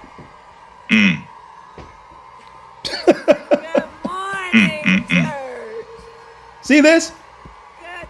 So really in the Christian churches, folks, what we have are pagan priests of Moloch. If they're telling you to vote Democrat, they're telling you that they agree with the child sacrifice. They are priests of Moloch. It also protects a woman's right to make decisions. My friend, I grew up with Lewis Nash, who have a church in North Philadelphia, who ran for politics, and I told him back then that it's futile and it's ridiculous. You can't serve two masters. How can you be a politician and a pastor? Yet I digress. He said it was this Jewish guy that's really over the black politicians over in the inner cities who told him that the only way that he'll be back politically for city council, he would have to agree with the trans children bill that they're trying to pass in North Philadelphia. And he said the guy told him right out, either we rather have you as a pastor in this position, but you must agree with this. But if you don't do it, we're bringing this gay guy from Houston who we will back, and he'll have this place here in Philadelphia. They got a gay guy from Houston to become that part of city council that would pass that bill to have trans taught to children in North Philadelphia schools over a pastor because the pastor disagreed with it. Now, they would have rather for the pastor to agree with it because that gives it more power to say that a pastor who believes in the Bible would even pass something like this. And by doing that, more people would agree with it. And Lewis Nash said, no, I can't do that. I can't in good conscience sign that. He was like, well, you know what? We can't put money behind your campaign. And they went and got a gay guy from Houston, moved them into Philadelphia to take that spot. A gay black guy. Look at that. Because they understand what all of this is. That's in the communities pushing the politics. This is a dark war against the children of Judah. And a lot of our people are just ignorant to what this is.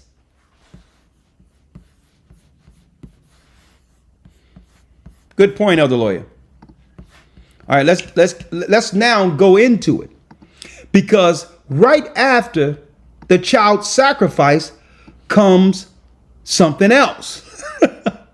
Read the 22nd verse. Yes, sir. Verse 22. Thou shalt not lie with mankind as with womankind.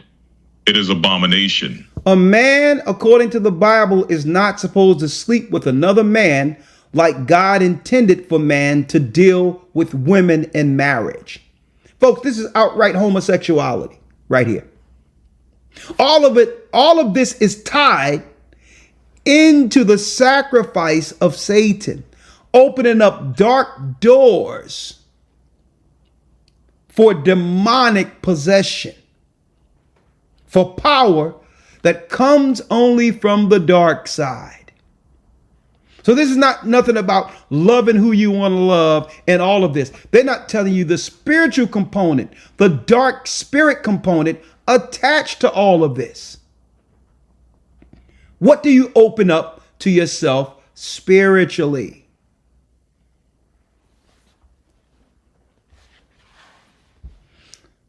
And then it goes back to when you look at Sean Combs' situation. Okay? All of this was him dealing in the dark arts amongst the satanic elite. There's questions out there with Clive Davis, allegedly, and other people. Now, Clive Davis not too long ago came out and said he realized that he was bisexual. You can find that online. But what we don't see is the ritualistic side of it and how they feel that dark energy benefits them. It empowers these people as overlords. They become overlords over the ignorant. See?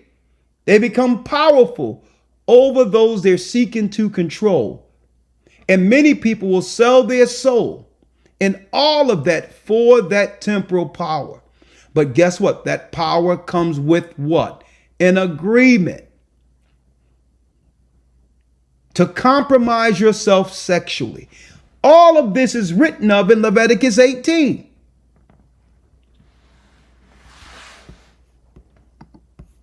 Thou shalt not lie with mankind. Elder Lawyer, read it. As with womankind, it is abomination. It is an abomination to God. What we're showing you folks is what was pushed right from the White House. Lighting the White House up in flag colors. And I tell people all the time that you don't know the symbolism that comes with these flags. They're actually flying in the United States and abroad. Flags in war always implement, if someone can stake a flag in a country, that's actually making a proclamation that you've conquered that particular territory. So if you see a flag flying in any area where the United States flag used to actually wave, the United States flag represented them conquering the North American Indians and taking this land. The LBGT flag, Q flag, represents that now Americans have been conquered by them.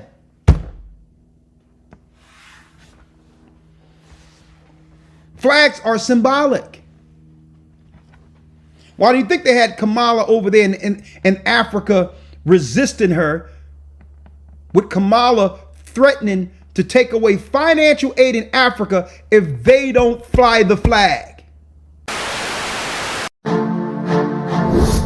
This week, U.S. Vice President Kamala Harris is on a historic tour of Africa, visiting Ghana, Tanzania, and Zambia. Her trip follows the Ugandan Parliament's passage of the so-called Anti-Homosexuality Act that would make some crimes punishable by death if President Yoweri Museveni signs the bill into law. How will this affect Kampala's relationship with Washington? And how should the United States approach LGBTQ+ rights in Africa as it seeks to boost its ties with the continent? We'll have in-depth reporting and analysis for you. Straight Talk Africa starts now.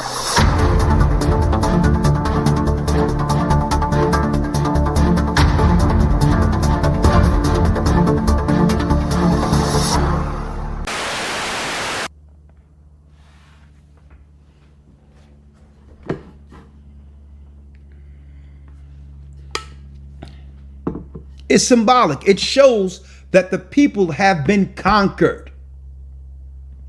I'm going to show you how crazy and how deceived and whacked out our people are. My people are.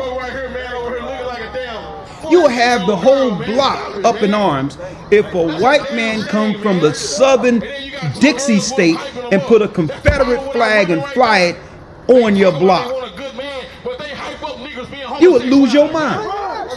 But you allow their flag that's influencing your children to be flown. That's how backwards our people have become. You don't even understand what that symbolizes. That's a flag to the dark side and those who came into your neighborhoods from these witch covens, that this community is agreeable with us destroying their children and sacrificing them to our gods. That's what it symbolizes. Hey, brother, you a boy, right? Eyes up. So, what does the Bible tell you that you need to do? It says, people say it's about action, but he also says come at I'm just giving you all some insight because our people have no idea. We just say let people can do what they want to do as long as it don't affect me and all these others. You can come where you are. It doesn't. But yet, if someone came on the block with a Confederate flag, now you upset? Right. now, oh man, he racist. So the only thing that can get you up in arms against for protecting your children is somebody who seems racist. That's the seriousness, brother. Man, you can't be Confederate flag. They be knocking on doors. The dope mint boys will come out and everything. Yo, dude, what are you doing? But then you'll get some witch somewhere from a witch coven that's dealing with all this dark magic, teaching your children the ABCs in your school. Is if a man seed impregnates a woman. That's right. That's why we are failing as a nation, because now women can't find good men. But then they complain about Man, y'all doing a great job. Let me see what we have on the likes here real quick. Okay, we have 25. Man, we're about 500 likes down. Hit the likes for me real quick, please. Right? Let's keep going, Elder Lawyer. All right, let's go now to let's go back to 22. Yes, sir. Leviticus 18, verse number 22. Yes. Thou shalt not lie with mankind as with womankind. It is abomination. Come on. 23. Neither shalt thou lie with any beast to defile thyself therewith. Neither shall any woman stand before a beast to lie down thereto. It is confusion. Defile not yourselves in any of these things. So defile not yourselves in any of these things. Everything I've just mentioned, folks, are rituals amongst Satanists. When I would work these high-profile events, it dawned upon me a pattern that a lot of them were pro-Zionism. A lot of them. Mm-hmm. And I would even boldly say maybe all of them. Mm-hmm. Considering that they run that industry. Over the years, many artists, actors, and famous people have been reported as being a part of a cult, or openly symbolizing Satanism once they reach the peak of their fame. Many insiders have now spoken out, exposing this satanic cult and the evil they do behind closed doors. And the reality is far more sinister than what you could even imagine. Hollywood started from the Zionists. And if you look around the world, Hollywood is the central broadcast center of the world. Everybody wants to follow the stars, follow, the dreams, the land of hope, and so on and so forth. So when I work for these people, you could feel a strong presence of, we care only for our people, and we're in charge.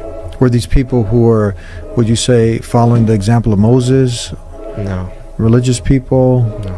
No. No, considering... if they were following Moses, peace be upon him, and all the other prophets according to their scripture, why are they producing movies that are immorality at its finest? It wouldn't make sense, a God-fearing person, to put immorality and broadcast it, calling to evil.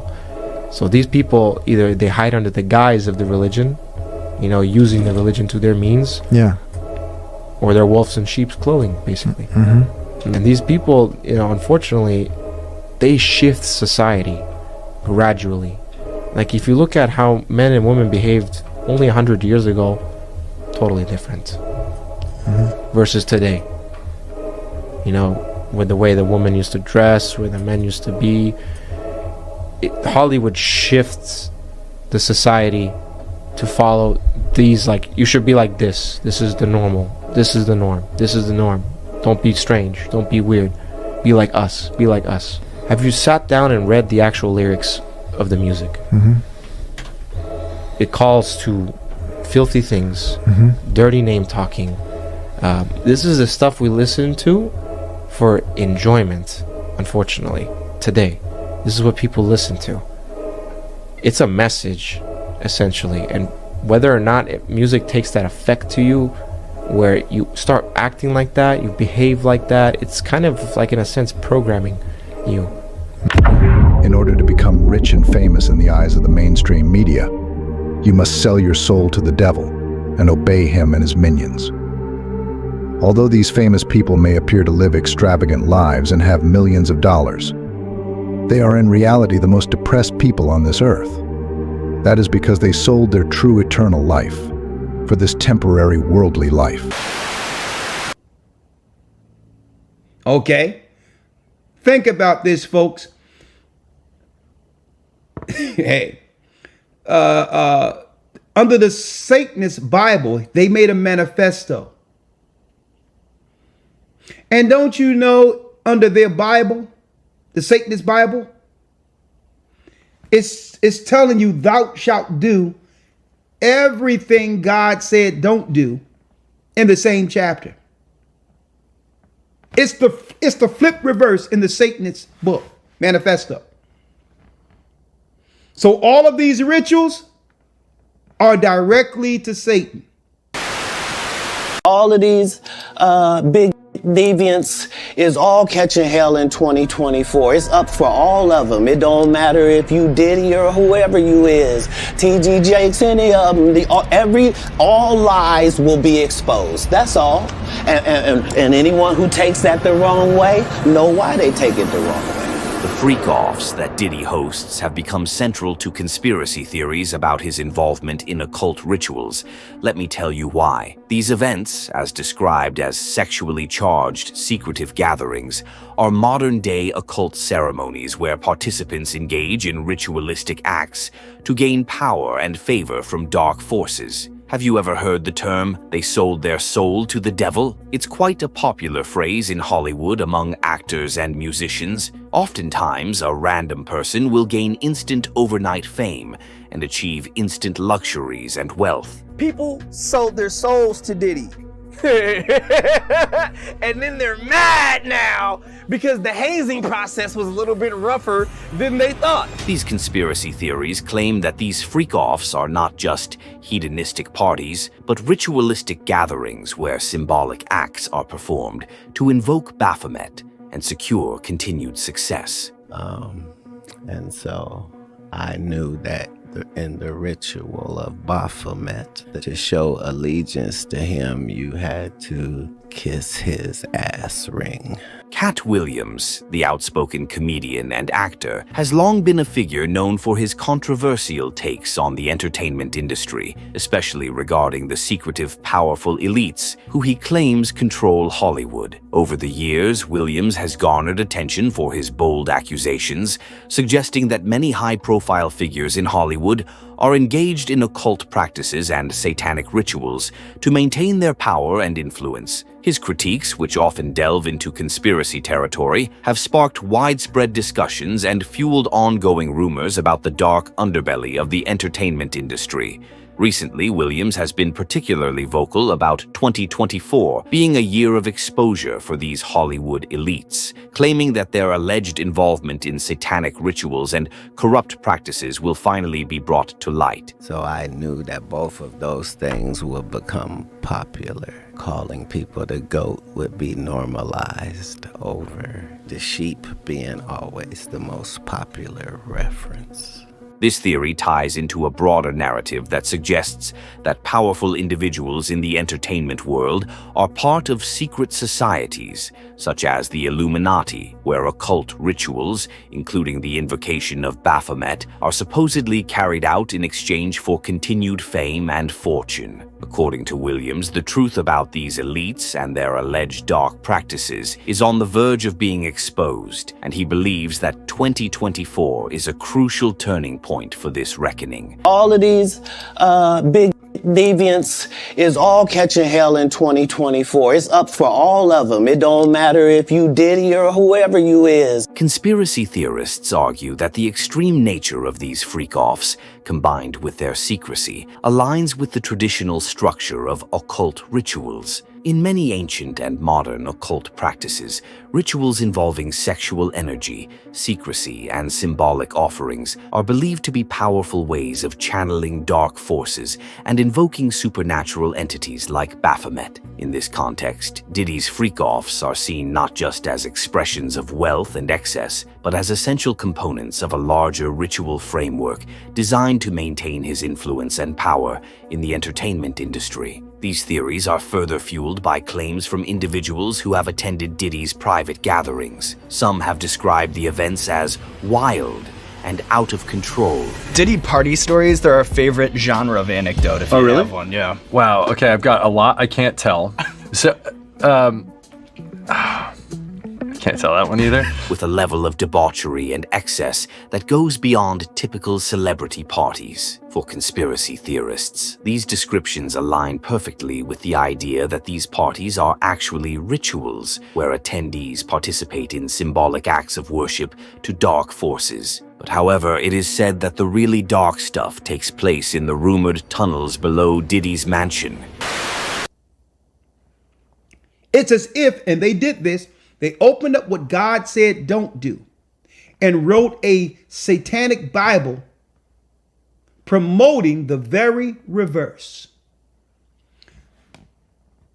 That's Barack Obama, folks. That's what he promoted. That's what he let loose. That's what he let loose. Finish reading, Elder. Yes, sir. 24. Defile not ye yourselves in any of these things, for in all these things the nations are defiled, which I cast out before you. This is why the Most High destroyed the Canaanites. Hence the reason why the door is open for the Most High to judge America now.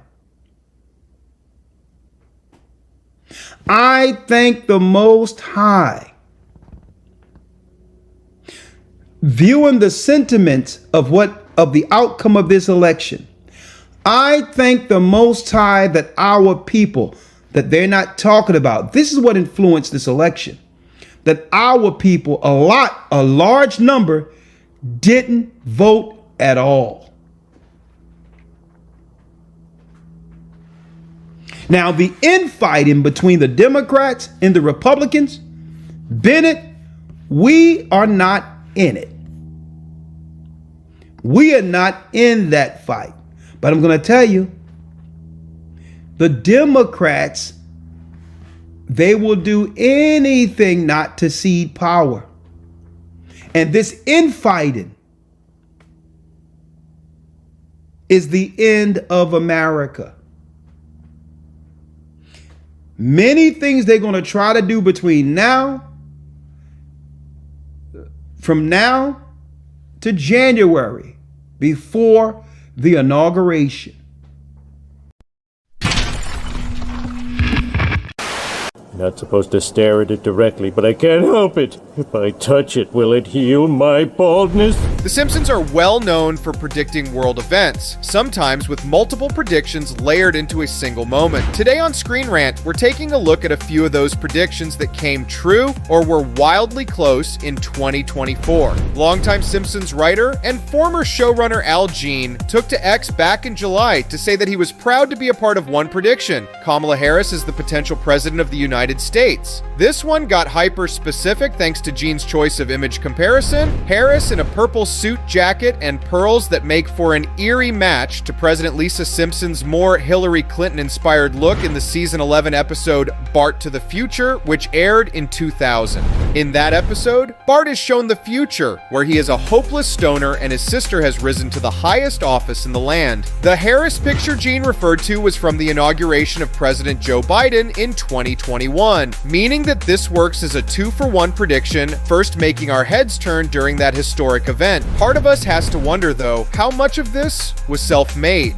Was Harris intentionally riffing on Lisa Simpson on the day she officially took the role of vice president? Let us know in the comments, Miss Harris. Perhaps the most predictions that have come true from The Simpsons, at least in recent years, deal with former President Donald Trump. That Bart to the Future episode, for example, even name drops Trump as the president prior to Lisa's usurping of the office. This one might seem incredible, even for The Simpsons, but it didn't come from out of nowhere. Trump had been vocal about wanting the presidency in some form since the late 1980s, before The Simpsons was even on the air. As a major figure in pop culture, it should come as no surprise that he would be one of the celebrities in line to be the joke president prior to Lisa. Still, it's a pretty strong prediction and one that carries with it an extra edge. After all, due to the COVID-19 pandemic, Trump's successor did have to deal with a severe economic downturn, much like how The Simpsons predicted, minus the whole being broke because of investing in the nation's children thing. Additionally, Trump's re-election campaign in 2024 was predicted back in season 25, although not on the show itself. This image has been widely circulated as a Simpsons prediction from 2000, but in reality it was from the Simpsons short film Trumptastic Voyage from 2015. In the short, Homer is paid to attend Trump's famous elevator descent only to accidentally get shoved onto the escalator himself and behind Trump's famous hair, into which Homer is then shrunk and sucked into.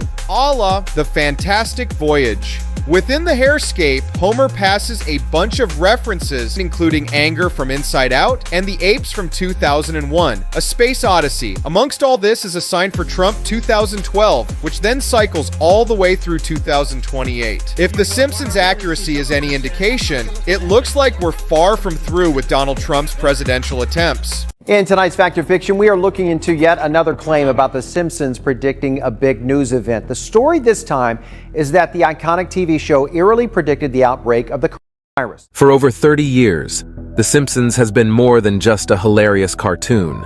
It's been strangely predictive of real-world events. From mind control through music to the possibility of a nuclear disaster.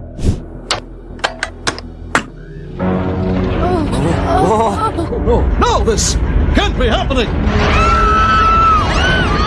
The show has consistently mirrored the unexpected twists and turns of our world.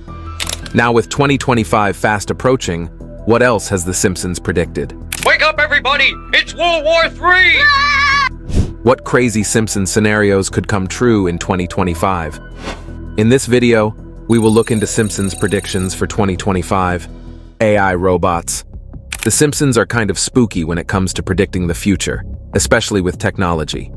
Take Treehouse of Horror 14, where Homer loses his job due to an alcohol test, hinting at a future where robots take over jobs, something that's happening now with AI.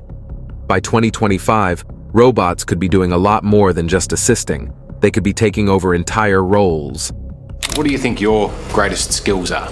Well, I would say that one of my greatest skills is my ability to interact with humans in a conversational manner. Another episode has Homer and his friends training AI robots, a thought that felt crazy back then but is happening today. But just like in the 1994 Itchy and Scratchy Land episode where robots go rogue, there are real warnings about AI turning against us.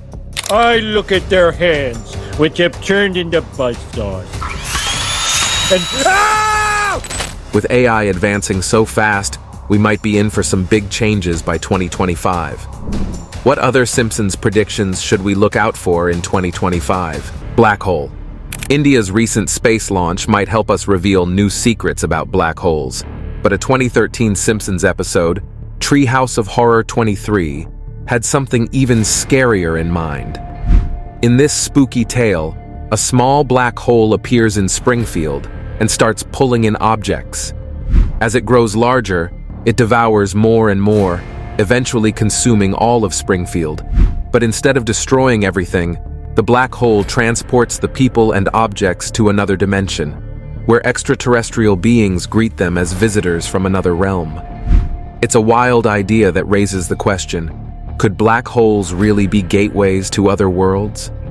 With space exploration advancing, could something like this actually be discovered in 2025?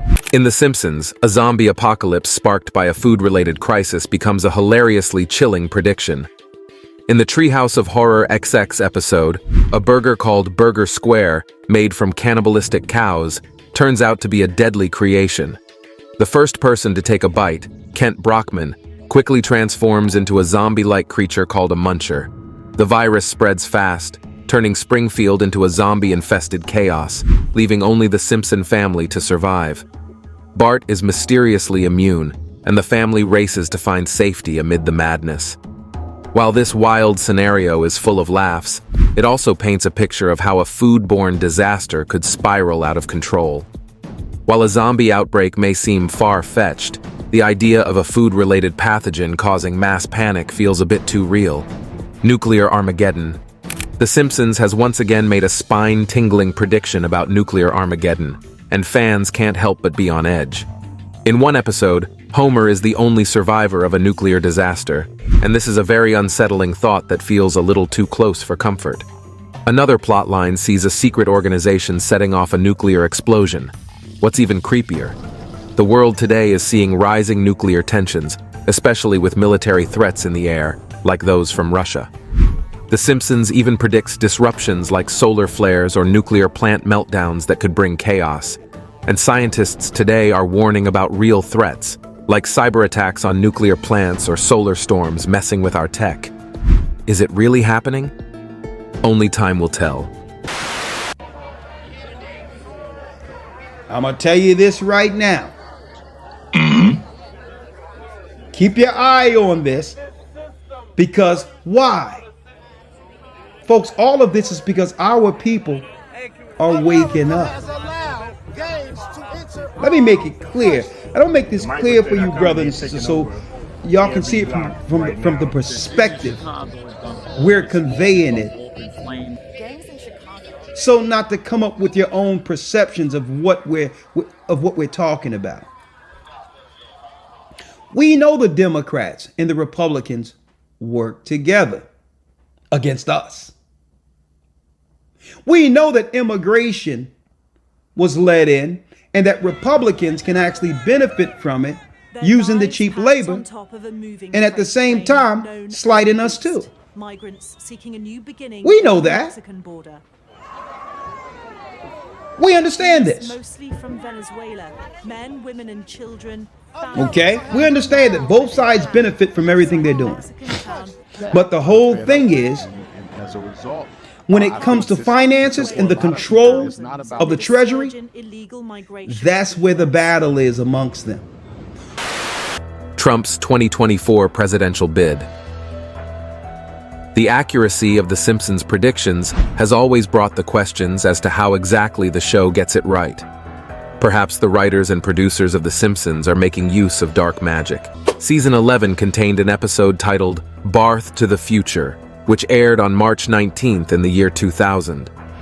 In this episode, a startling prediction of the possibility of World War III was talked about. Wake up, everybody! It's World War III! Quick, down to the fallout shelter. The bombs are dropping! It showed a future where Lisa Simpson becomes the President of the United States after inheriting a country that was crumbling from Donald Trump. One of the scenes shows Lisa talking about the budget crisis she had inherited from her predecessors, which implied that things had gotten rock bottom before she took over. You know, we've inherited quite a budget crunch from President Trump. How bad is it, Secretary Van Houten? We're broke. The country is broke? How can that be? Who's going to control the purse strings? And what particular type of nonprofit and or either organization will be phased out of the financial treasury from one administration to the next? So since there's only a certain amount of money to go around for these administrations, when Trump get in position, he's taking that funding and moving it somewhere else. Okay? No more LGBTQ finance stuff. Okay? Through these organizations who've taken a stronghold on our people.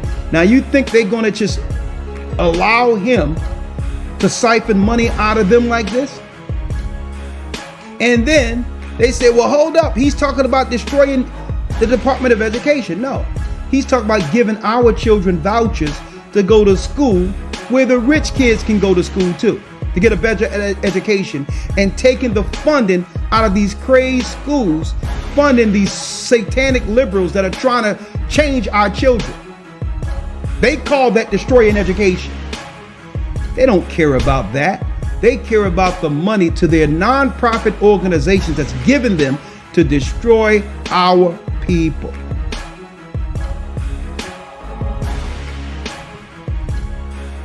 Okay? Now, because of this, these Marxists that been let into power, they're willing to topple the whole thing. We're going to stop woke. They're willing to topple the whole thing the stronghold they have in our neighborhoods, they're willing to topple the whole thing before ceding the finances that go to their nonprofit organizations. Our impoverished state finances the white liberals. That's all they have, is their power over us. And without that, and without those organizations and money, they have nothing. Because white people in these suburbs aren't going to let them take their trash, teaching, and all that amongst their children. New video shows fights breaking See out that? at a protest in Glendale, California. That's in Los Angeles County on Tuesday. They're not going to allow them to take the garbage teachers come to where we are. 200 demonstrators were debating gender and sexual identity studies. And they're being financed to keep us at bay. Around 50 officers ended up showing up. So these white liberals are saying, crime, well, what am I going to do? This is the life I had, was taking care of these underprivileged blacks. And we're saying, listen, get out of our face. We don't want you taking care of us. Don't try to align yourself with our people. You've been the destroyer of our people. You're the racist. And that's why they're going crazy, because now, why? Our people are backing up off of these white satanic liberals.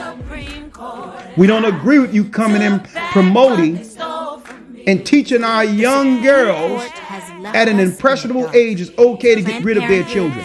We don't appreciate that. To shine a light on our rights. And our God is coming after you.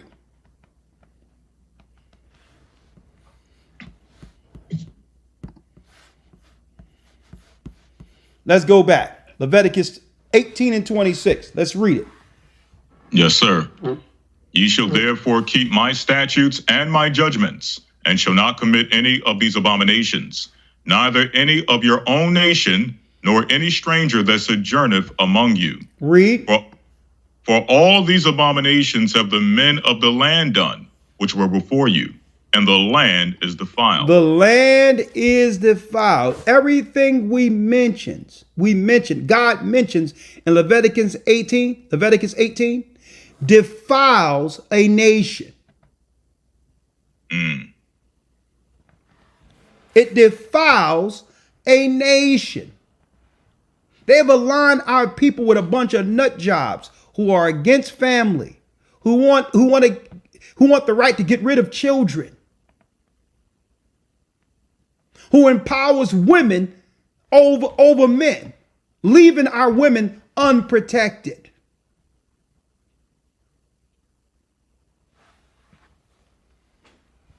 They're witches, they're warlocks, they're bloodletters. These are evil people that they've aligned our people with. And guess what? The Christian black church have sold out to Moloch and Satan. Are going to ask you, what were you doing October 20th, 2024? Straight sellout. You were in the room for the first black woman. And now that a lot of our people are waking up, elder lawyers, thank the Most High, because guess what? Before the black men begin to leave the Democrat Party, we in number left the black church without an announcement. See? The Most High woke us up and said, let's get out of this conclave of Moloch, this den of evil and wickedness and deception. Before the men began to leave this satanic Democrat Party, realizing that it was used to keep us enslaved, we left the Christian church because it's nothing more than a wing of the satanic Democrat Party.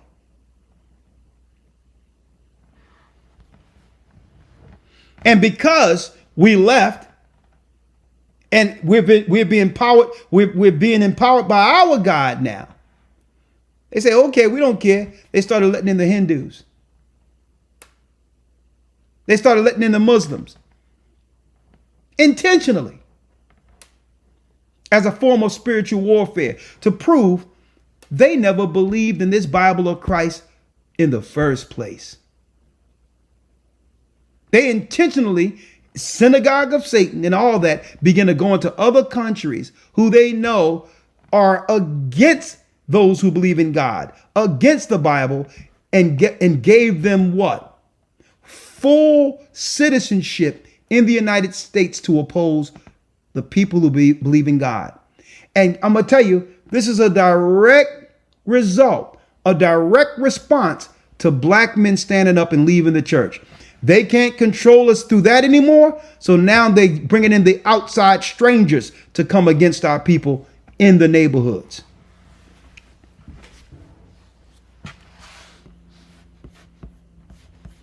And that's why they're crying.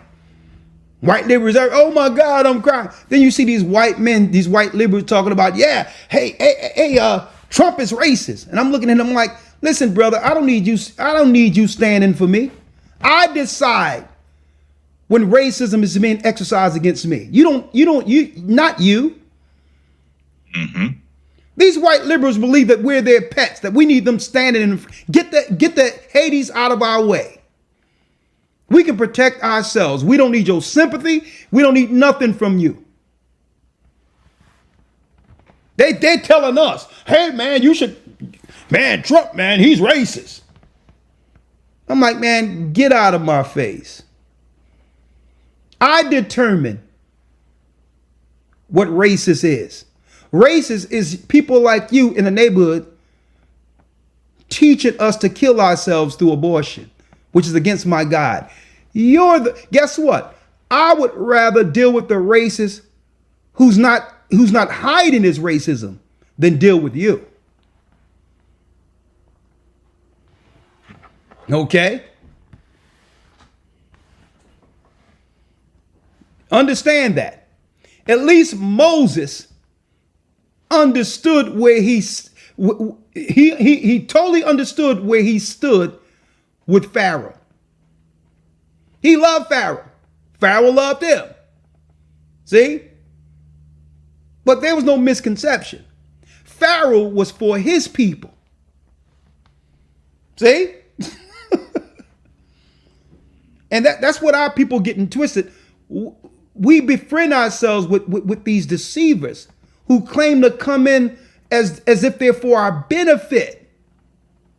When even Malcolm X warned us about these white liberals. There are many whites who are trying to solve the problem, but you never see them going under the label of liberals. That white person that you see calling himself a liberal is the most dangerous thing in the entire Western Hemisphere. He's the most deceitful. He's like a fox. And a fox is always more dangerous in the forest than the wolf. You can see the wolf coming. You know what he's up to. But the fox will fool you. He comes at you with his mouth shaped in such a way that even though you see his teeth, you think he's smiling and you take him for a friend. They get irate when they can't control how we think. That's when they start losing their minds. Because their position, they've been incentivized to control how we think. And they feel entitled with that. And we're telling them, get out of our face. White liberal women, you have no connection to us. Rosa Parks sat okay. So Martin Luther could walk. You're not for our cause. You never was. Same with the white liberal men. The best thing you can do if you care about our people is get out of our way. That's what you can do. Get out of our way and align yourself with your people and stop grandizing yourself financially off of us with your fake nonprofits.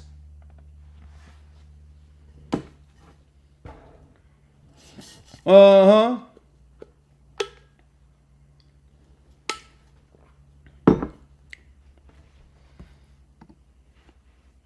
You heard what Moses said to Pharaoh, and you know what? They grew up together and all that. Like, nah, I tell you what. Let my people go so that we can go serve and sacrifice to our God. See? Do not try to convince us against our our core moral beliefs by pushing all the things God said don't do on the impressionable. And I just see a lot of our sisters out there crying and all that about this. And you know what? They're just silly. These are just silly women who have no idea what they're up against with these liberals who have totally destroyed their minds against their own interests. Mm-hmm. These women are just silly. Okay? Continue overnight to fight to make sure And there's nothing worse than an educated silly person. that every voice has spoken. Right. Right? Now, let's finish this out. Let's read 27, Elder Lawyer. Yes, sir. 27. Yeah. For all these abominations have the men of the land done, which were before you, and the land is defiled. The land is defiled. Read. That the land spew you not out also when ye defile it, as it spewed out the nations that were before you. So eventually you get spewed out. At one point, America was predominantly a Christian nation. Now, of course, the truth wasn't out concerning the seals being broken, understanding who we are and what the true gospel is, but still at the core, the majority of the people in America once believed altogether that Christ is and was and is Lord. At one point. See? So you have to think about this.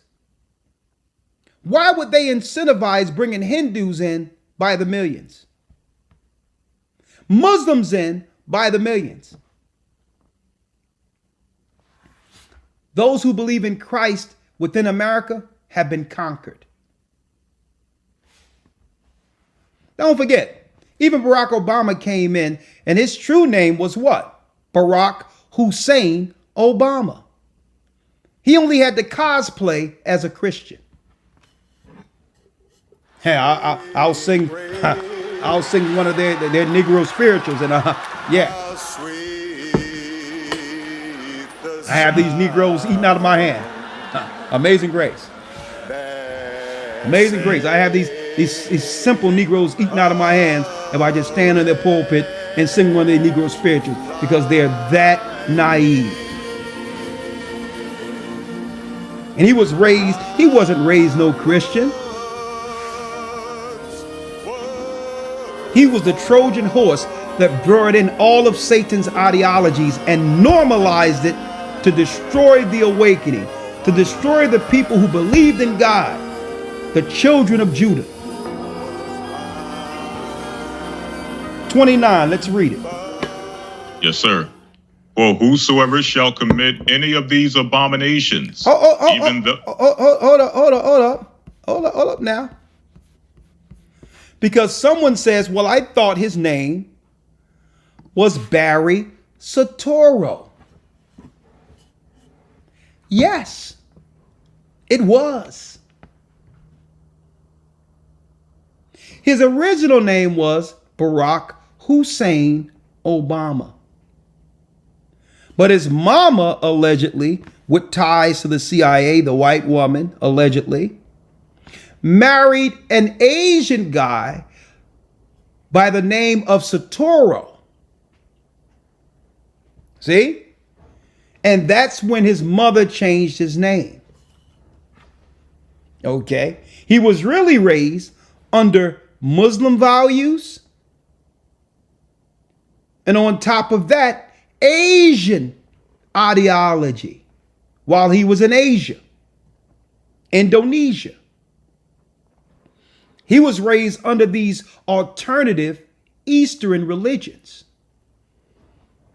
And then, allegedly, was raised by Marxists. Okay?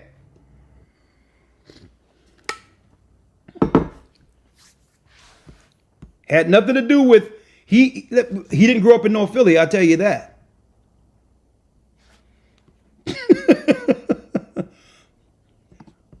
Right? And you know what? They knew, Elder Lawyer, they understood that it was the perfect time to introduce something like Barack Obama. It was the perfect time for him to strike. Right. For them to strike with him. And they like, you know what? This guy is going to totally destroy them. It was a perfect time coming off of wars, Middle East, George Bush, and all that came with him. Our people began to do what? Walk away from the political process altogether, and he sucked us right back in. Well-spoken, tall, articulate. They raised him for this moment. It's the answer told by and we put all of our spirit behind this guy. And what did he do with all that energy? He lit up the White House 3 hours and 4 hours. in a rainbow. Many for the first time in their lives, because they believed that this time must be different. Let me tell you, he took all that praise and that admiration and that love.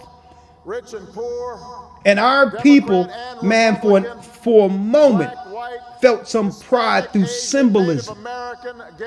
And let me tell you, and that's why I'm glad it happened like it just happened with Kamala. I'm gonna tell you, because that lets us know our people aren't, well, the smart ones anyway, aren't falling for it. They would rather not vote at all. Always burn bright. Good. As long as you can't, and guess what? You can't scare us with the other side anymore. As we keep fighting. Oh no, he gonna do this, he gonna do that. Nah, they can't do nothing our God allowed. Okay, the white man didn't put us in slavery. God did. So you can't scare us about going back into slavery. That was a curse that happened for our forefathers disobeying the God of Israel. It was God who put us in slavery. The white man don't have the power to do such. Okay? And he said, and when he did give us that curse in Deuteronomy 28, he says, thou shalt see it no more again.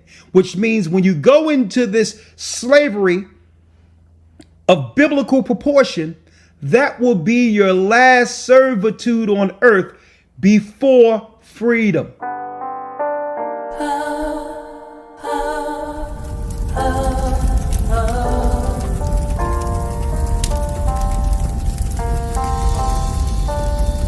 Losing friends left and right, but it's life enemies in disguise. They can't kill my vibe.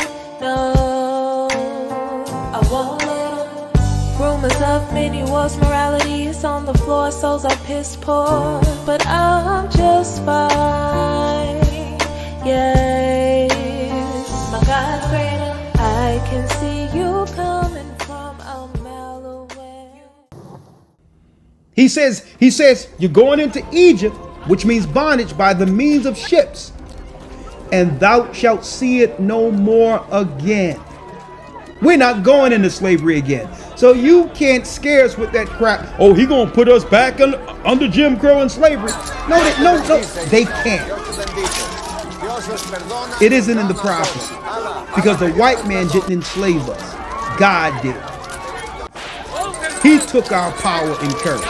And if God didn't take that away, no way the white man could have done anything to us. It tells you in Deuteronomy 28 that God took our courage.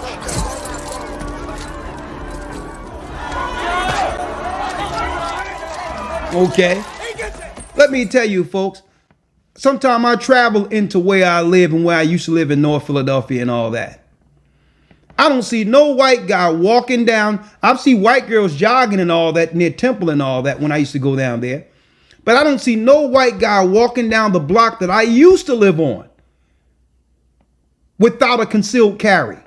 Without either a concealed carry or a carry that can be seen. Okay? So ain't nobody taking nothing. You crazed liberals cannot come to our people and threaten us that Trump is going to put us into slavery. That's not in the prophecy. Now, the persecution that comes from all of them in the New World Order is real. And we're going to have to go through troubled times because they're going to seek to cut us off financially and have us starve out. That's their plan. They must weaken us before coming against us. But it's talking about all of the nations together, not just the white man. So you can't scare us into the white man's going to put us back in slavery. They know that's an impossibility. Okay? So no, we don't fear that. There's nothing that Trump or any other politician can do or institute in this earth that we haven't already experienced. Okay? So take your scare tactics somewhere else. You don't care about our people going back into slavery. Okay? You care that you cannot use us and abuse us under these liberal policies which gives you power.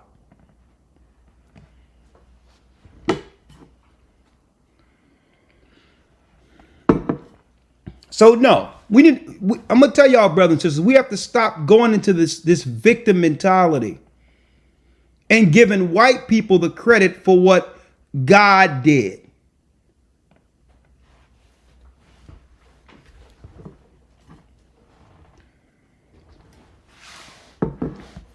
Okay?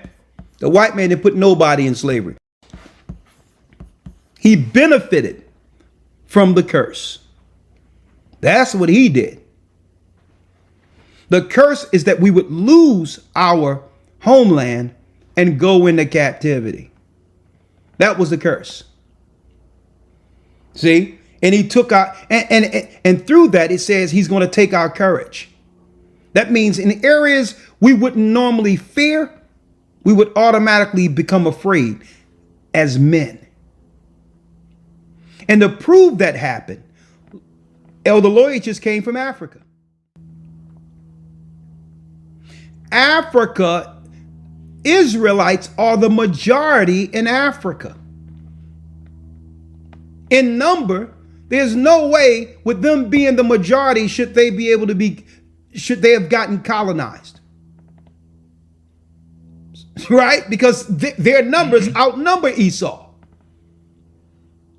But guess what? The numbers mean nothing if your courage is taken away. See?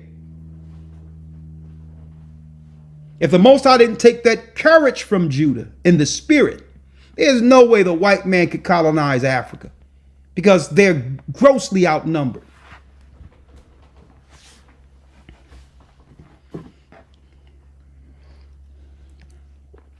All right. I'm going to tell y'all, folks, the greatest power Esau has as the minority is psychology. That's his power. His power to control your thinking, to have you fear something. And through that fear, it puts you under their power. Let's read this out.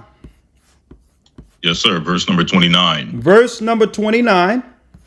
For whosoever shall commit any of these abominations. For whosoever shall commit any of these abominations. Even the souls that commit them shall be cut off from among their people. That soul shall be cut off from among thy people. Folks, I'm going to tell you, don't let them tell you on the news that there was some independent black guy by the name of P. Diddy with all this power to cause havoc.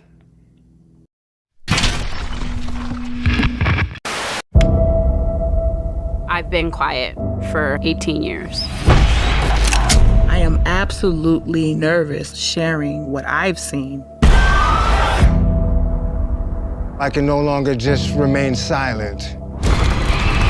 This is where I'm supposed to be.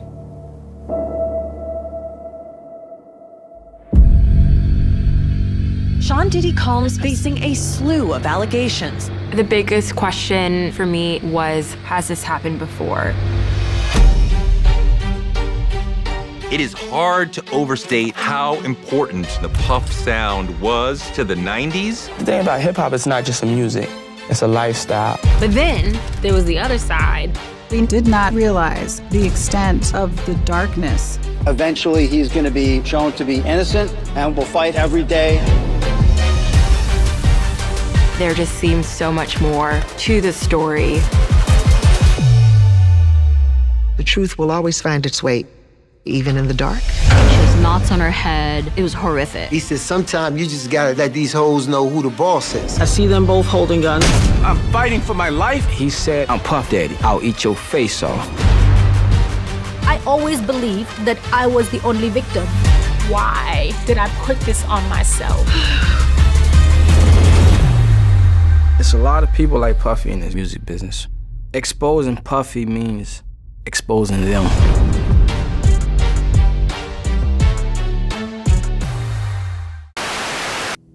What they're hiding is the fact that he was a player within their satanic rituals.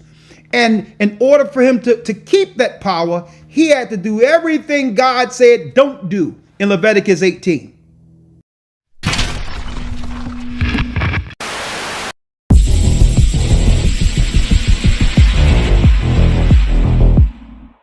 In October of 2016, WikiLeaks released the Podesta emails, over 20,000 pages of private emails from White House Chief of Staff John Podesta.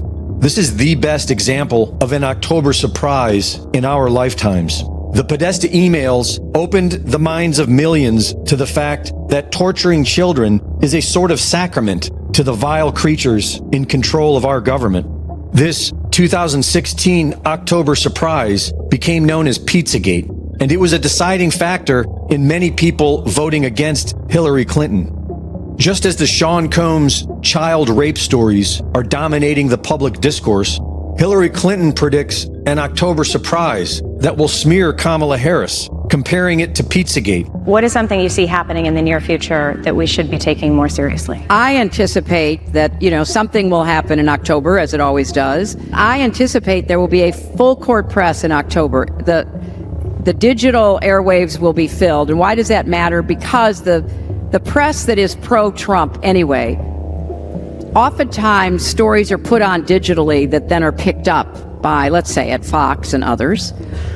And then those stories are stories, so the mainstream press reports on them, and so that story then takes on a life of its own. There will be concerted efforts to distort and pervert Kamala Harris, who she is, what she stands for, what she's done. The crazy story about me running a child trafficking operation out of a basement of a pizzeria, don't laugh. It was a huge story. It starts online, often on the dark web. It migrates. It's picked up by the pro-Trump media.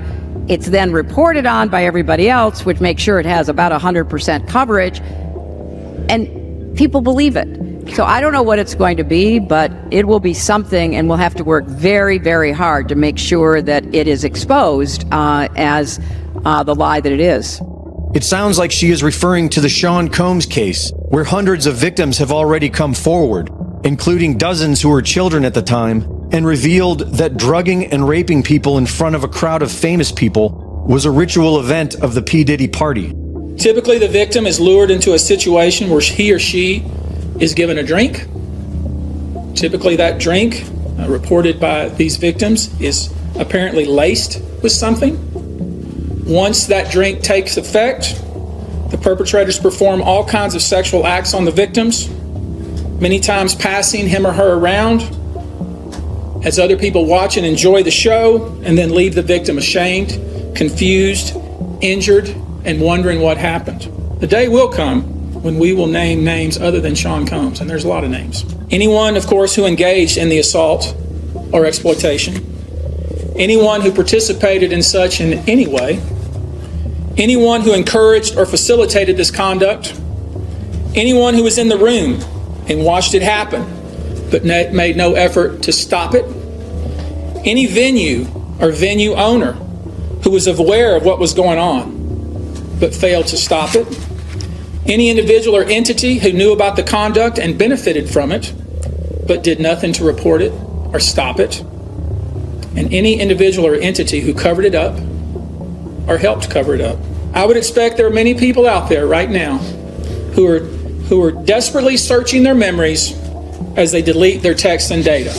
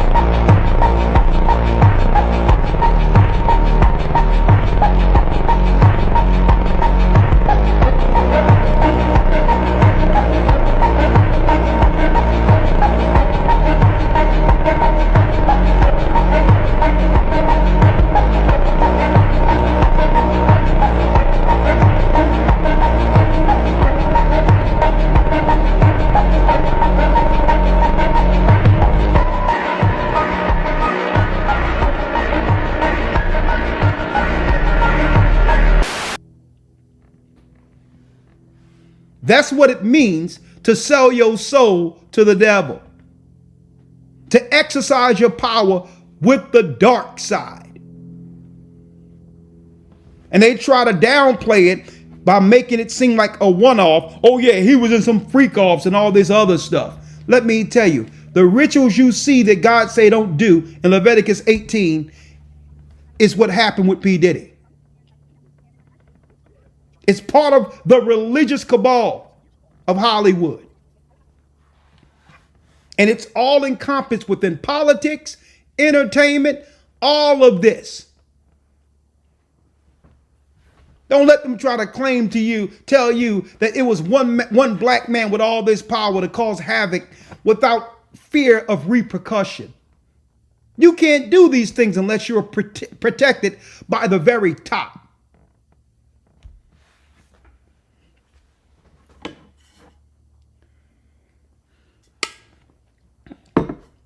And folks, I'm going to tell you this too. It's deeper than money too. Look how many times currencies have changed since the inception of what you would call paper money. See, that's another thing. They make you think, let me tell you, they can take a person right now and say, listen, because you're in this agreement, I'm going to put you in a magazine. I'm going to put a lot of zeros behind you, behind this number. And that's you now. Mm-hmm. They can do that like that. We just tell everybody you're a multi-billionaire. See, the world is your oyster. They can do that just like that. Not about the money, because they'll give you the numbers for your influence. Why? Because people are the real currency. See? So it's deeper than money. It's the control of people. This is the game of our three-dimensional reality, which has been played out for millennia. We are born into a machine, and at birth we are automatically baptized to become cogs inside the machine. Our time and energy are the fuel that keeps the machine running, and our collective devotion to its system ensures its maintenance.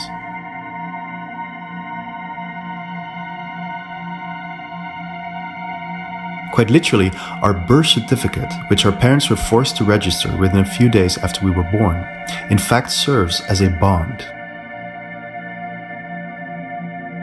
Very few people are aware that our government is a corporation and that our social security number represents a trust on the stock market that the state uses to cover the national debt, which it owes to private central bankers.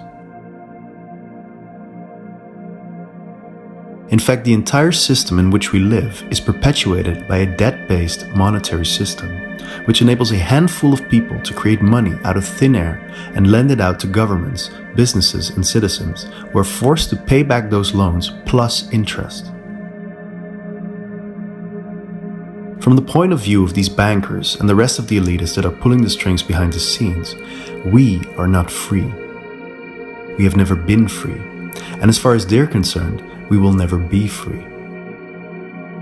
All we'll ever be to them is cattle, livestock. Basically, they see us as their possession, and so they will do with us whatever seems fit to their own private interests.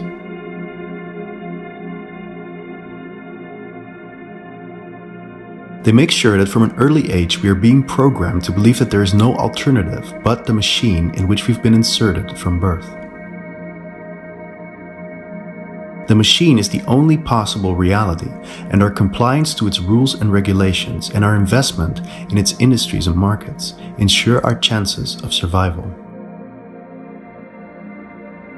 In this manner, we are hardwired to cling to the systems and structures that have been imposed upon us from the top down.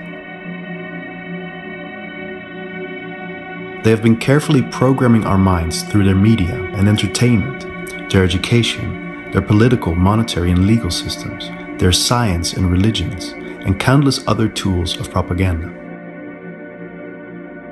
However, the time of clinging to those systems is now coming to an end.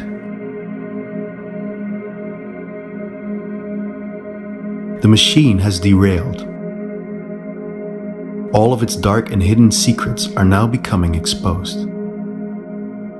They cannot be suppressed for much longer. More and more people are starting to wake up and are beginning to see what is really going on behind the scenes. Their unconscious submission to the system was like a slumber state or hypnosis that was passed down through the generations. But now, there are so many bizarre and irrational events taking place. So much disruption of the system has been put into motion. It causes more and more people to awaken from their slumber state, and for the first time, they are opening up their eyes to see the truth. And what do they see? That they're being played with, manipulated, and controlled in order to serve a system that was never designed to serve them. Instead, it is kept in place for the purpose of further enriching a few at the expense of the many.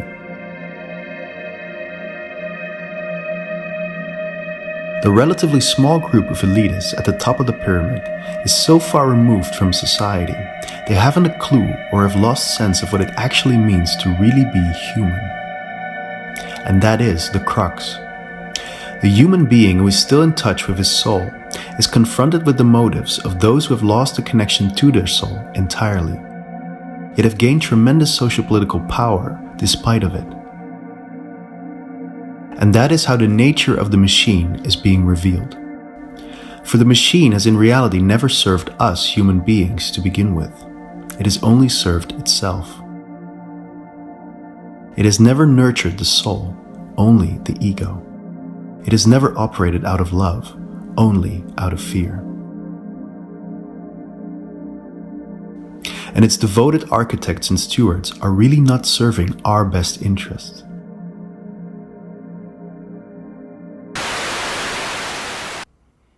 Because people are the currency. An example. People talking about, yeah, I got gold, man. This is worth something. Yeah. But how are you going to get gold if man don't mine it? So who's really the currency? Right. See? It's all about money, man. People are money hungry and all that. You don't even realize the people who control things right now haven't seen a dollar bill in so long. You know how they purchase things? They make a phone call and it comes to their door. They'll go to a supermarket and guess what? There is no money. They'll wave their hand. So we have to get out of this mentality, man. People are doing this for money. Nah. It's about power. And from what source they're receiving it. And this is why the Bible give you Leviticus 18, because this gives you the doorway. The inverse of everything. This The inverse of Leviticus 18 is the dark side. What God said don't do in Leviticus 18 is the way to go. Why? Because when you do any of these things, it opens the door to the dark side. A spirit of Nephilim from before the flood comes in. And this is why some of these witches have that Ouija board and all of that. Once they've done certain rituals, sexual rituals, that allow a spirit in. Spirits here, we call to you. Can you show us a sign?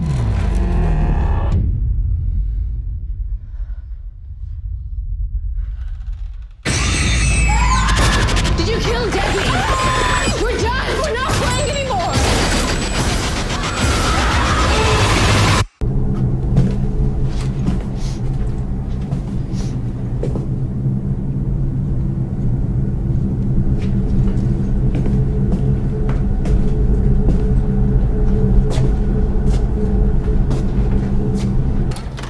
Your mom just wanted us to chat, that's all. See how you doing. Oh, we're fine. I don't know what she wants from us. I do. I'm sorry. I left something in here. Please excuse me.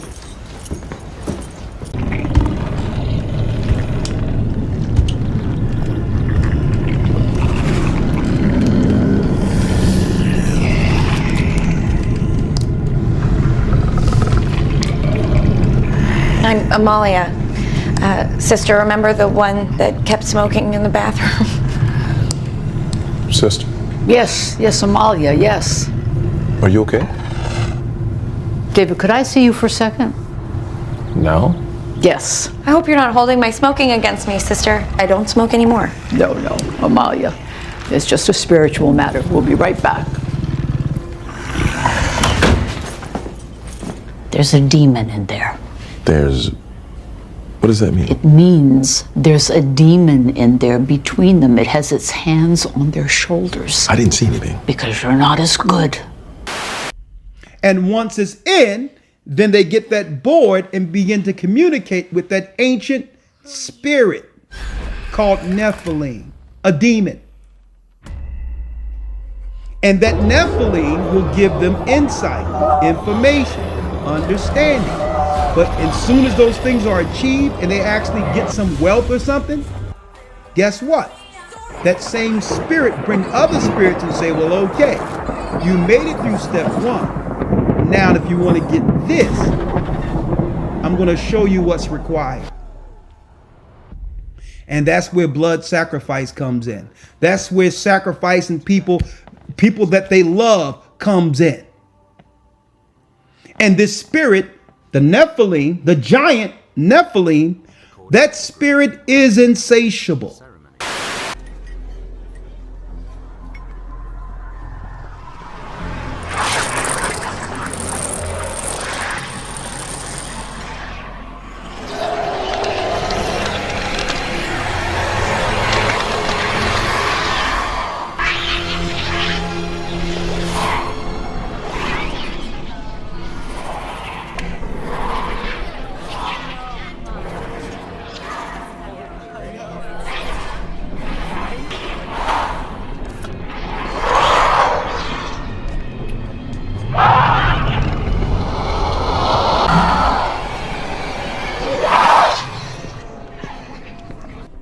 When they do show up, it's a sure sign that carnage and bloodshed are not far behind. Morning. They don't cause it, they feed on it. The more Bodaks that show up, the bigger the eventual feast. They're attracted to evil like bees to flowers. They know when death is coming and want to watch. They don't show up for any ordinary death. They want extreme, operatic violence and terror. So the more you get your wishes fulfilled, the more you come to the table for more. And then the spirit will say, go here because you can speak to this particular sage. It could be under any title, rabbi or whatever the case is. And he'll tell you the next stage if you want what's next.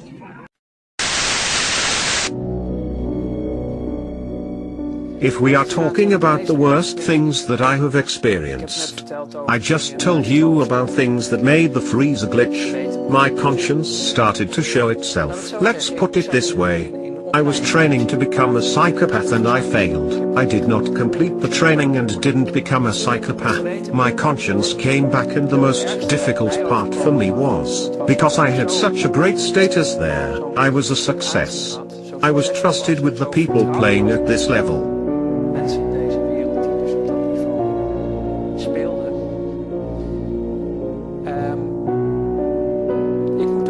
To put it carefully, most of these people followed a not very mainstream religion. So, you have Catholics, Protestants, all sorts of religions. These people, most of them, were Luciferians. And then you can say, religion is a fairy tale. God doesn't exist. None of that is real. Well, for these people, it is truth and reality. And they served something immaterial, what they called Lucifer. And I also was in contact with those circles, only I laughed at it because to me they were just clients. So, I went to places called churches of Satan. So now we are talking about Satanism. Yes. So, I visited these churches, just as a visitor dropped by. And then they were doing their holy mass with naked women and liquor and stuff. And it just amused me. I didn't believe in any of this stuff, and was far from convinced if any of this was real. It was just a spectacle to you. Yes. In my opinion, the darkness and evil is within the people themselves. I didn't make the connection yet. So I was a guest in those circles, and it amused me greatly to see all those named women and the other things.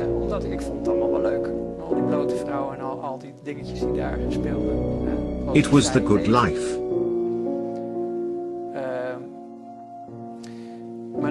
But then at some point, I was invited, which is why I'm telling you all this, to participate in sacrifices. Abroad.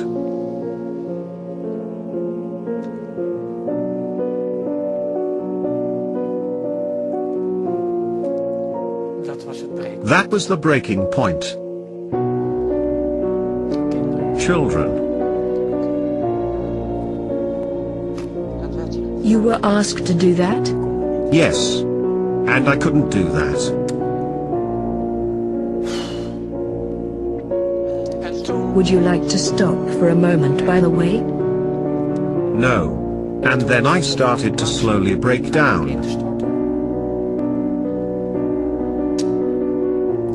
I lived through quite a lot as a child myself, and this really touched me deeply. Everything changed. But that is the world I found myself in. And then I started to refuse assignments within my job. I could no longer do it, which made me a threat. I was no longer capable of functioning optimally. My performance started to shake and I had refused tasks. I had not participated. The purpose of the whole thing, eventually, in that world, is that they have everybody in their pocket. You need to be susceptible to blackmail. And blackmailing me proved to be very hard if I look back on it. They wanted to do that through those children. And that broke me. Is that, you are not telling me something new, what they also do in politics? If you Google this, you'll find enough worldwide witness accounts to know this isn't a Walt Disney fairy tale. Unfortunately, the truth is that worldwide they have been doing this for thousands of years. I once studied theology, and even in the Bible you find references to these practices with Israelites. The reason the first 10 tribes were banished to Babylonia was because of these rituals with children, including the sacrificing of children. So this is pertinent. All this made me believe Because I realized there was more to life than meets the eye. There is a whole invisible world. That's how it goes, folks. That's what they're not telling you. But none of this is, folks, none of what I'm saying is possible without the sexual rituals that defy the God of the Bible. You must do some or all of what's written against in Leviticus 18. That's how it happens. We get up there, they talking about, oh yeah, you can't bring your phone in. I'm like, first of all, who ain't bringing their phone in? And then you gotta sign some papers. What am I signing for to get into a party? Like, what? This is where it really threw me off. They said they had to prick your blood to get in. Blood sacrifice thing. I don't know if you got into all that, but can you kind of go there, being as though you were in the belly of the beast in the music industry?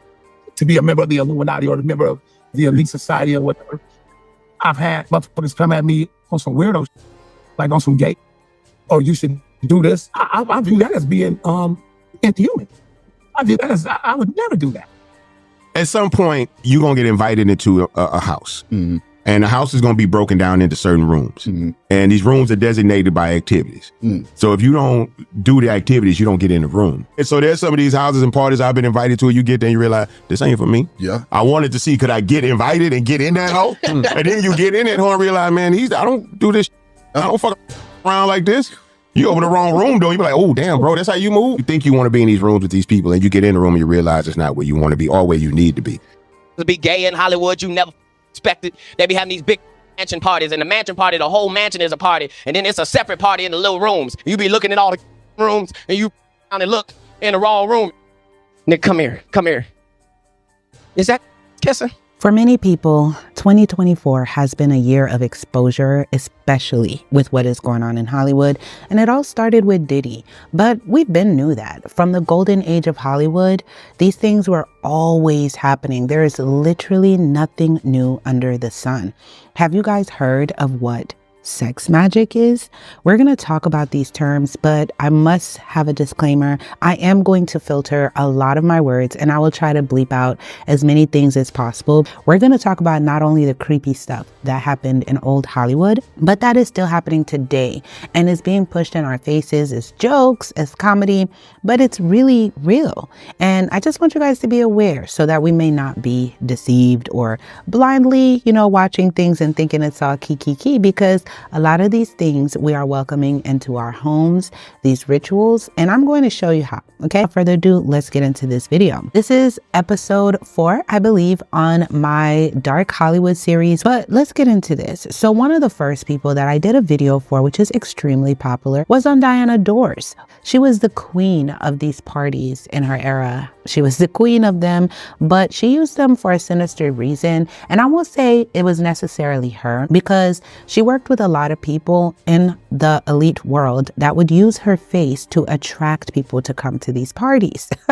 It's like Woe Vicky saying that she went to a Bella Thorne. She was supposed to go to a Bella Thorne party and everybody's like, oh my goodness, it's Bella Thorne. So a lot of up and comers or people who aspire to be stars are so starstruck that they're about to go to a party of a star that they're willing to literally do anything, which even give their blood. Especially being in Hollywood and being in the industry, you see a lot of that. In Hollywood, if you're in the industry, the devil, like Illuminati, they try to get you. Especially when you got a big influence you around. You just gotta be smart and have discernment and have God's favor over you. Because if you don't got that and you in Cali, you gonna get sucked in. They invite you to these parties, these house parties. And then they be like, oh, Whoop the Whoop gonna be there, like your favorite rapper. When you get in, you gotta give us your phones. You might do some to somebody and record it and tell them, oh, if you expose us, we gonna post it everywhere. So I was with some friends in LA and it was this big influencer party. Should I say her name? It was Bella Thorne party. The party said you have to be half naked. I'm like, first of all, I ain't going half naked nowhere. Oh yeah, you can't bring your phone in. I'm like, first of all, who ain't bringing their phone in? Gotta sign some papers. What am I signing? Get into a party? Like what? This is where it really threw me off. They said they had to prick your blood to get in. I said, oh no, I'm good. Everyone else went, I called my Uber and left. It's like you think about it, people move to LA for a dream. they chasing money, fame, clout, whatever. Young girl that's trying to get on, they just moved out there. She gon', oh hell yeah, better throw it in there. You don't know who else in it. Like connections. Me, I'm good. But people like Diana Dors, you would even have other celebrity women that were gorgeous at the time. They would use their faces to attract these people to come to these parties, right? And then now we know about Diddy and his parties. Everybody know about Diddy and his parties. But Diddy's not the only one who has his parties. There's lots of these celebrities that have these same type of parties, these billionaires. A lot of them have the parties for those specific purposes, okay? But before we get into just the parties and other stuff, I want to talk about the SEX magic. So what is the S magic? That's what we're just going to call it for YouTube. S magic is any type of intimate activity used in magical, ritualistic, or otherwise religious and spiritual pursuits. One practice of S magic is using sensual arousal or climaxing with visualization of a desired result. It's kind of like manifesting, but using that when you're climaxing. A premise posited by S magicians is the concept that sensual energy is a potent force that can be harnessed to transcend one's normally perceived reality.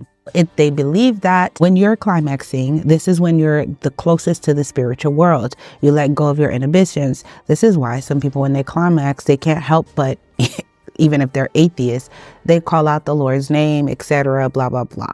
That's what S magicians believe. So it's the best time for you to manifest what you want out of life, okay? The earliest known practical teachings of S magic in the Western world came from 19th century American occultist Paschal Beverly Randolph. He was a son of a wealthy Virginian father and a slave mother, and he was a well-known spiritualist.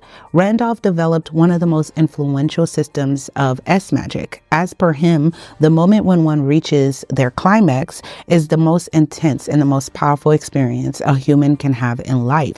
For in that moment, the soul suddenly opens to the divine realm and the breath of God is infused. He said, true S power is God power.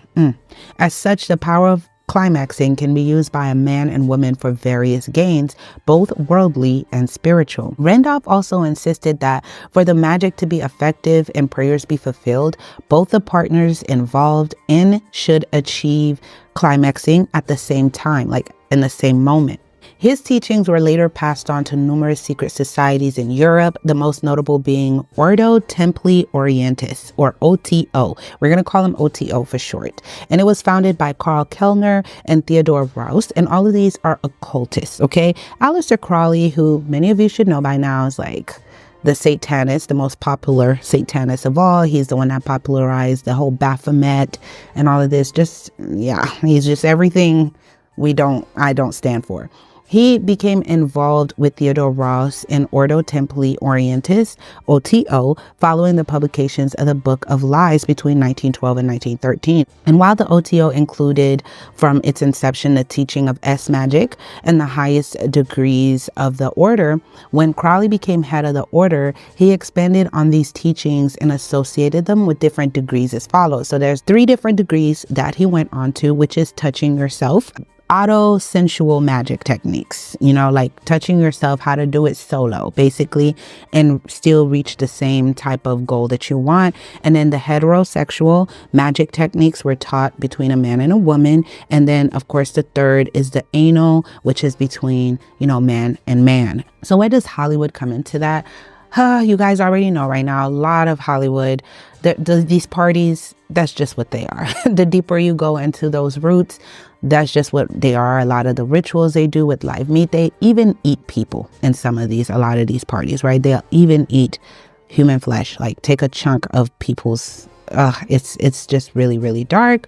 And a lot of them love the teaching of Aleister Crowley, and these people, they really support them. They'll do the symbolisms, they'll throw it in your face, and you all just think people are being, like, one thing I hate with Westerners or people who, they just live to doubt. They always live to beg to differ, is that you think people are just always being dramatic and conspiracy theories and all of these, when the articles are there, the evidence is there, there's employees. We're going to talk about employee accounts and all of those things. These things are real by now. If you're choosing to be blind, then you need to pray that spirit out of you that's choosing to keep you blind, because that is a spirit. There is a spirit of blindness that keeps people blind so that they can be lost and stuck. And you need to pray to be woken up to see clearly what is happening, because it happens. And even say away from Hollywood, sensual magic is used in occult practices, even in like voodoo culture and all of that, and other magical practices and other,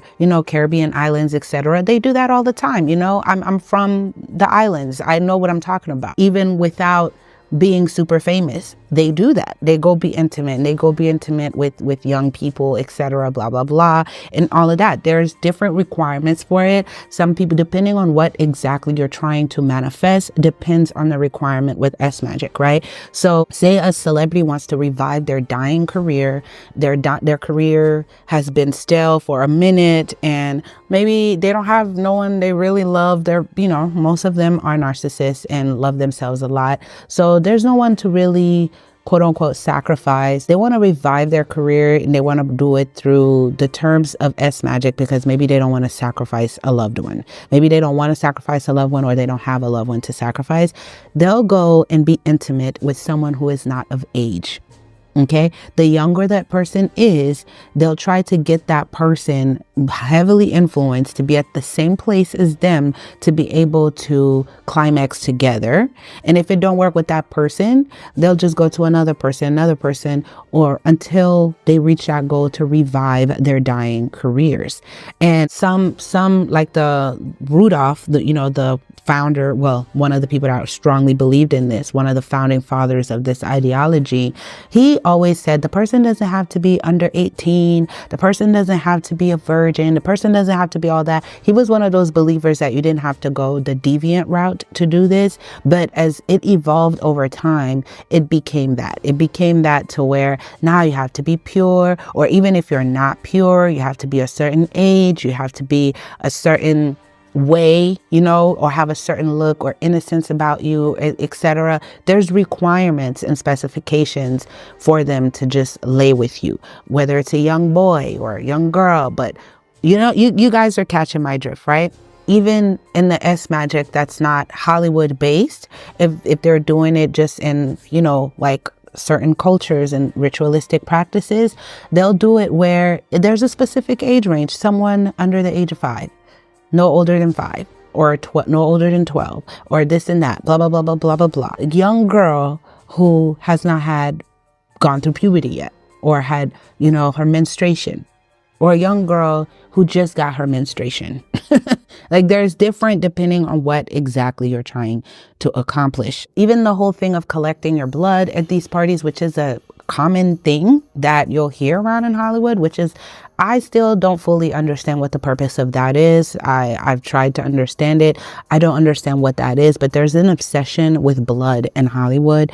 There's just an obsession. When you even think about Lil Nas X and his shoes and the blood and all this, I don't know. But I know the Bible says your life is in the blood. That's why we should not eat meat with blood. Life is in the blood. I don't know. Maybe the obsession is that they got your life. They have your life. They can do things with your blood later on to do things to you in your life. Who knows what it is? I don't know. Comment below your theories on why you think they collect the bloods at the party. I'm curious to see what theories you guys have on that. I can't even imagine. I cannot even imagine some of these things. Just horrific to be an employee of these yachts, dimensions, to clean up the things that they go through. But it's not just celebrities in Hollywood. It's also politicians, rich people, wealthy. Like, they just get so bored with their wealth. It kind of shows me, like with Squid Game, that was a message I got from Squid Game, is that rich people get so bored that they find new ways to torture poor people.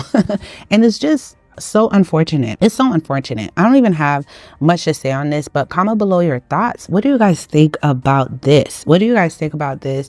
And I do believe with social media, with society becoming more open to listening to victims and stuff like that, you get to hear more of those things. But you do have with these social platforms, they're trying to censor it heavily. Like, look at YouTube right now. You know, I can't even talk about these things on YouTube without YouTube flagging and community guidelines, age restriction, messing with your dime. They done that with a couple of the videos, and it's been very unfortunate, but they are trying to censor as much as possible. But I feel like the more you know and expose these things, because a lot of people, I'll say this for a lot of celebrities, they do get sucked into it.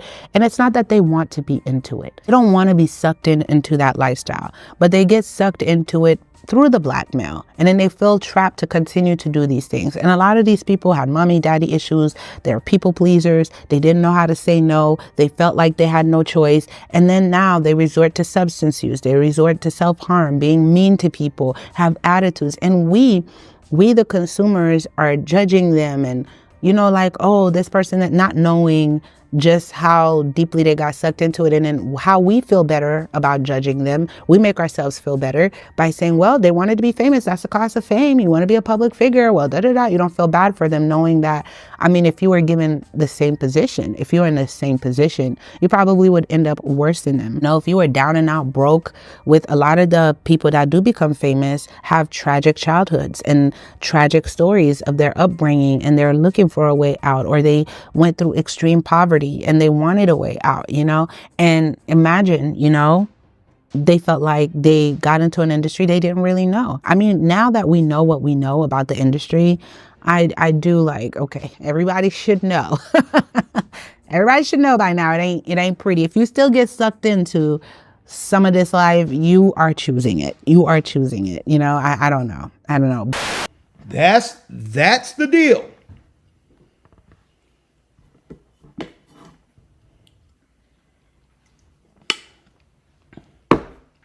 So when you think about Hollywood, the entertainment business, athletes, when you think about what some of these mega church pastors that come with the popularity that's behind them,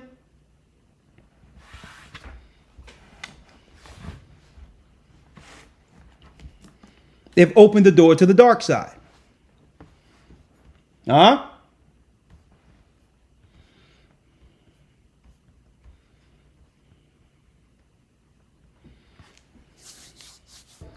See, but guess what? I want to say this. Brothers and sisters, is that they were able to get us involved by giving us a temporal prize in this world.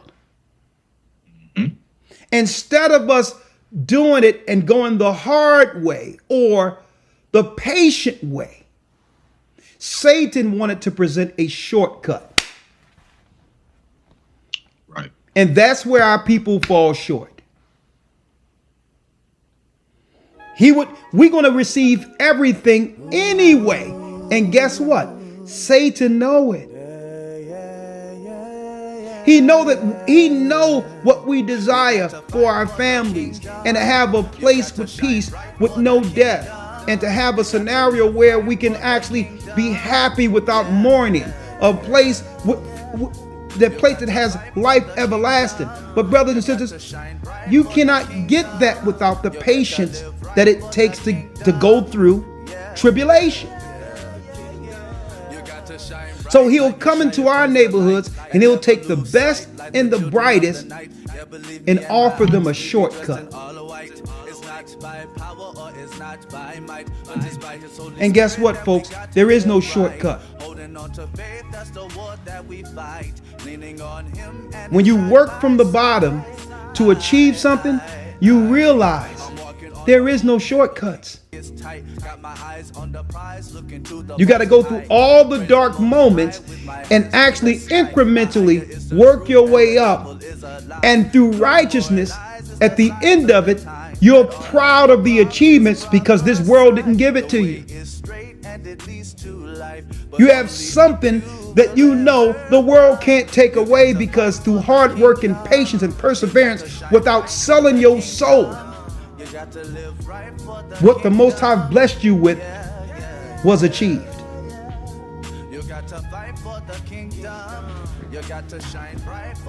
Huh? Elder Lawyer, real quick, let's go to 1 Corinthians 9. I wanted to show you all this. Closing the door to the dark side. I want to go into this to let you all know and make it simple concerning what opens the door to Satan. And folks, I'm going to tell you this. Hey, I said it earlier. Everything I mentioned in Leviticus 18 is a Democrat party that they have intentionally attached to us.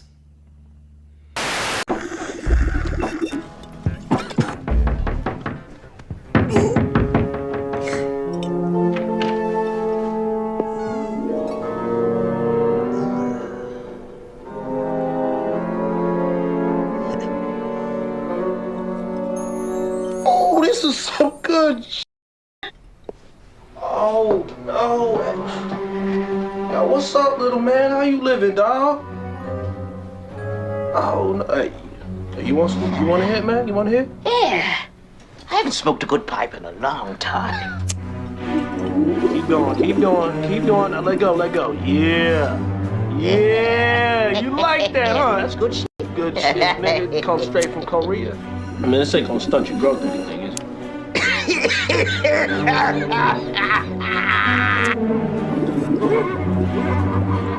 Woo! Yeah, you my man. I like you, dude. I like you a lot, man. You know what I'm saying? I don't want to be just smoking out. Go get you some more, dude. I ain't mad. Don't be stingy with this shit, though.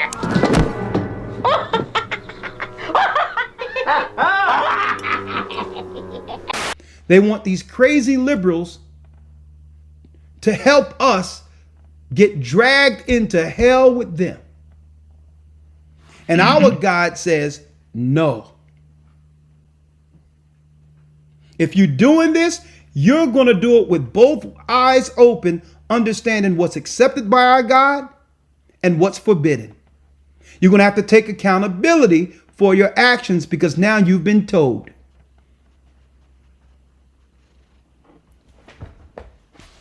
Elder Lawyer, if you will.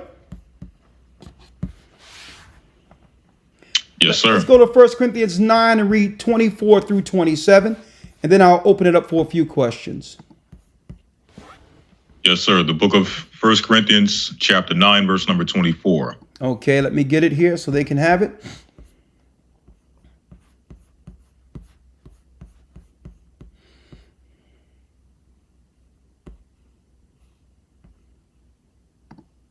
First Corinthians 9, verse 24. Let's read this. Know ye not that they which run in a race run all? Know ye not that which run in a race run all? And I wanted to utilize this because a race just happened for an election. Right? Now the Gentiles, their battle is to control the power that's given them through Satan on this realm, in this realm. See, but I watch these elections and politically because I want to see the sentiments of our people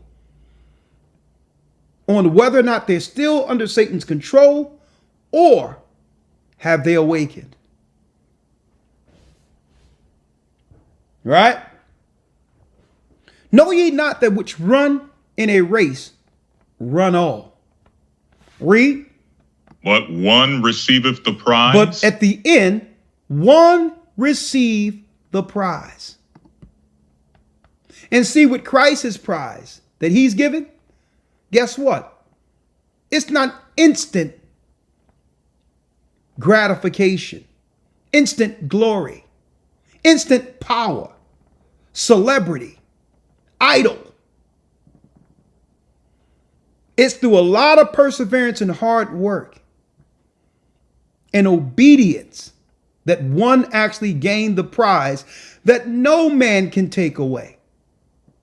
See, when you deal with the dark side, at any time, because Satan have given it to you, it can be taken away. Like that. They can use their media machine and they can demonize you and they can take everything away like they're doing with Puff Daddy and everyone else because it was the devil who gave it to them. Mm-hmm. And they had to compromise themselves through these rituals that God forbids in order to receive their accolades, power, and notoriety before the world. You can say what you want about how great LeBron James is. Guess what? Great basketball player. Michael Jordan, great basketball player, a legend. But they would be what? Non-existent if somebody didn't give them the spotlight to shine in and the arenas to play in. Understand that. It's the star makers that make stars on this earth. They can put the spotlight on anyone. They can put the spotlight on Dwayne Wade and say, okay, now let's talk about your son. Over the weekend, it was announced that Dwayne Wade's daughter, Zaya Wade, was officially granted a name and gender change. According to People magazine, those sources say that a LA County judge recently signed off on Zaya's new identity, and those documents state that Zaya will be issued a new birth certificate with her new name and gender. The petition was initially filed in August 2022, and now that the request has been granted, the new legal name has gone from Zion Malachi Aramis Wade to Zaya Malachi Aramis Wade. The news came right before Dwayne Wade and his wife, Gabrielle Union, accepted the President's Award at the 2023 NAACP Image Awards. The two were recognized for their achievements in public service, especially for their support of their daughter and other LGBTQ issues. During the acceptance speech, Wade made sure to speak directly to Zaya, who first came out as transgender in 2020. Zaya, as your father, all I've wanted to do was get it right. I've sat back and watched how gracefully you've taken on the public scrutiny, and even though it's not easy, I watched you walk out of that house every morning as yourself. I admire how you've handled the ignorance in our world that you face every day. To say that your village is proud of you is an understatement. As your father, my job isn't to create a version of myself or direct your future. My role is to be a facilitator to your hopes, your wishes, your dreams. Zaya, you've made me a better human just simply by being who you were born to be, our baby girl, Zaya Wade. So baby, thank you for showing the world that courage looks like. I'm proud that I was chosen to stand in place as your father. And thank you so much to the NAACP for this incredible honor. Now, if you remember back in November 2022, Zaya's mother, Savon Funches Wade, will object to the change and accuse the former basketball star of exploiting their trans daughter for his own financial gain. Funches Wade argued that her ex-husband was using his celebrity to make a profit off of Zaya's brand partnership. With all that power and glory and might soaring through the air like Michael Jordan. At one time, Dwayne Wade was compared to him, Michael Jordan. Then the conversations be had. What's going on with the son? Huh? Magic Johnson, who was trying to shame us into voting for an East Indian who cared nothing about our people, who's married to, Amalek. They try to shame us, but they know how it goes over there in LA. Yeah, Magic, what about your son? You see? You can receive everything in this world, but you're going to have to give something up. Mm-hmm. Huh? For those who can read between the lines, I don't have to even go into it. Now, if you look at this lesson, this gives you the full insight to how they can get these celebrities and all that's out there to back their campaigns. you'll understand that these sexual perversions that are written of in Leviticus 18, the child sacrifice to Moloch, these are the doorways that's open to them that some of our people walk through to receive temporal glory. But not us. Not us. They can have their arenas. Guess what? They can't take nothing away that they didn't give us. See? So we have to run the race patiently. Know ye not that which run a race run all, but one receiveth the prize? So run, read. That ye may obtain. That we may obtain true glory. Not this temporal glory that goes away once Babylon no longer exists. No one is going to be talking about somebody skying through the air, slamming a basketball in the kingdom. Okay? No one is going to be talking about how great someone was here. The greatness comes when we stand before our King and then he stands before us and gives us our glory, our crown, and say, faithful servant, you've done well. Enter into life eternal. That's the race we're running. Read. 25. And every man that striveth for the mastery is temperate in all things. Is temperate in all things. Read.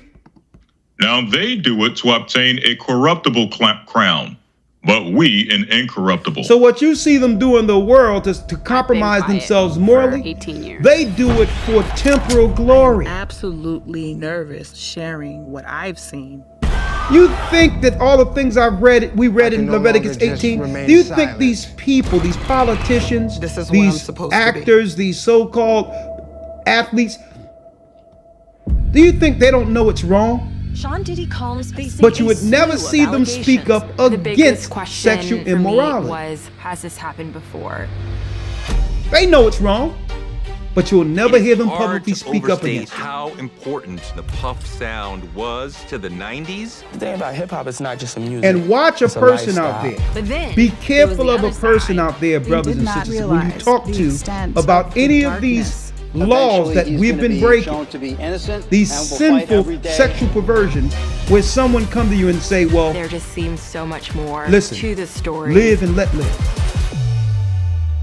They can do what they want privately as long as it don't affect me. She has knots on her head. It was horrific. Be wary of people like that. These hoes know who the boss because I'm gonna tell you why. Holding guns. They're I'm complicit. fighting for my life. He said, I'm Puff Daddy. I'll eat your face off. Nobody that I was the only victim. Nobody that's against sin could be in agreement with it. It's a lot of people like Puffy in this music business. Because it ain't no live or let live. Because if you let that live and live as if it's normal, when you go to work, your child is exposed to it. Be made up in many different That's a person who cared nothing about the future of his children. Orientation and gender identification. A curriculum that teaches public school students across Canada to celebrate the homosexual lifestyle. I therefore so run, not as uncertainly. Not as uncertainly. So fight I. So fight I. Not as one that beateth the air. Read. But I keep my body, or I keep under my body, and bring it into subjection, lest that by any means, when I have preached to others, I myself should be a castaway. There it is. Obedience to the Almighty. Closing the door to the dark side. Now, Elder Lawyer, what I'm going to do real quick, I'm going to make an announcement. Then I'm going to open up Zoom for about 2 to 3 calls going into the academy. And I need you to make an announcement of, while I'm going here real quick, make an announcement to what people can look forward to as far as the Academy in the Hebrew is concerned, if you will. Yes, sir. So pretty much for this academy, we're continuing to build upon what we've developed in the past few academies as far as conversational Hebrew, really developing the ability and the skill of brothers and sisters to communicate on a daily, everyday basis using the ancient Hebrew language.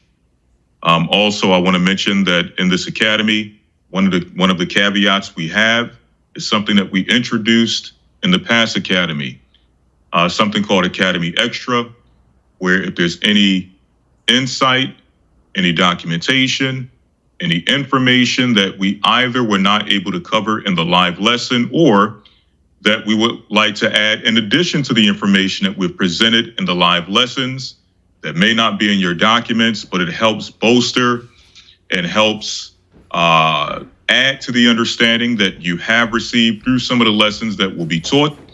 We'll come on, we'll do a video, maybe anywhere between 15 minutes to a half hour, just presenting that information so that you can continue to build upon the understanding that you've received and will continue to receive throughout the Hebrew and Bible Academy.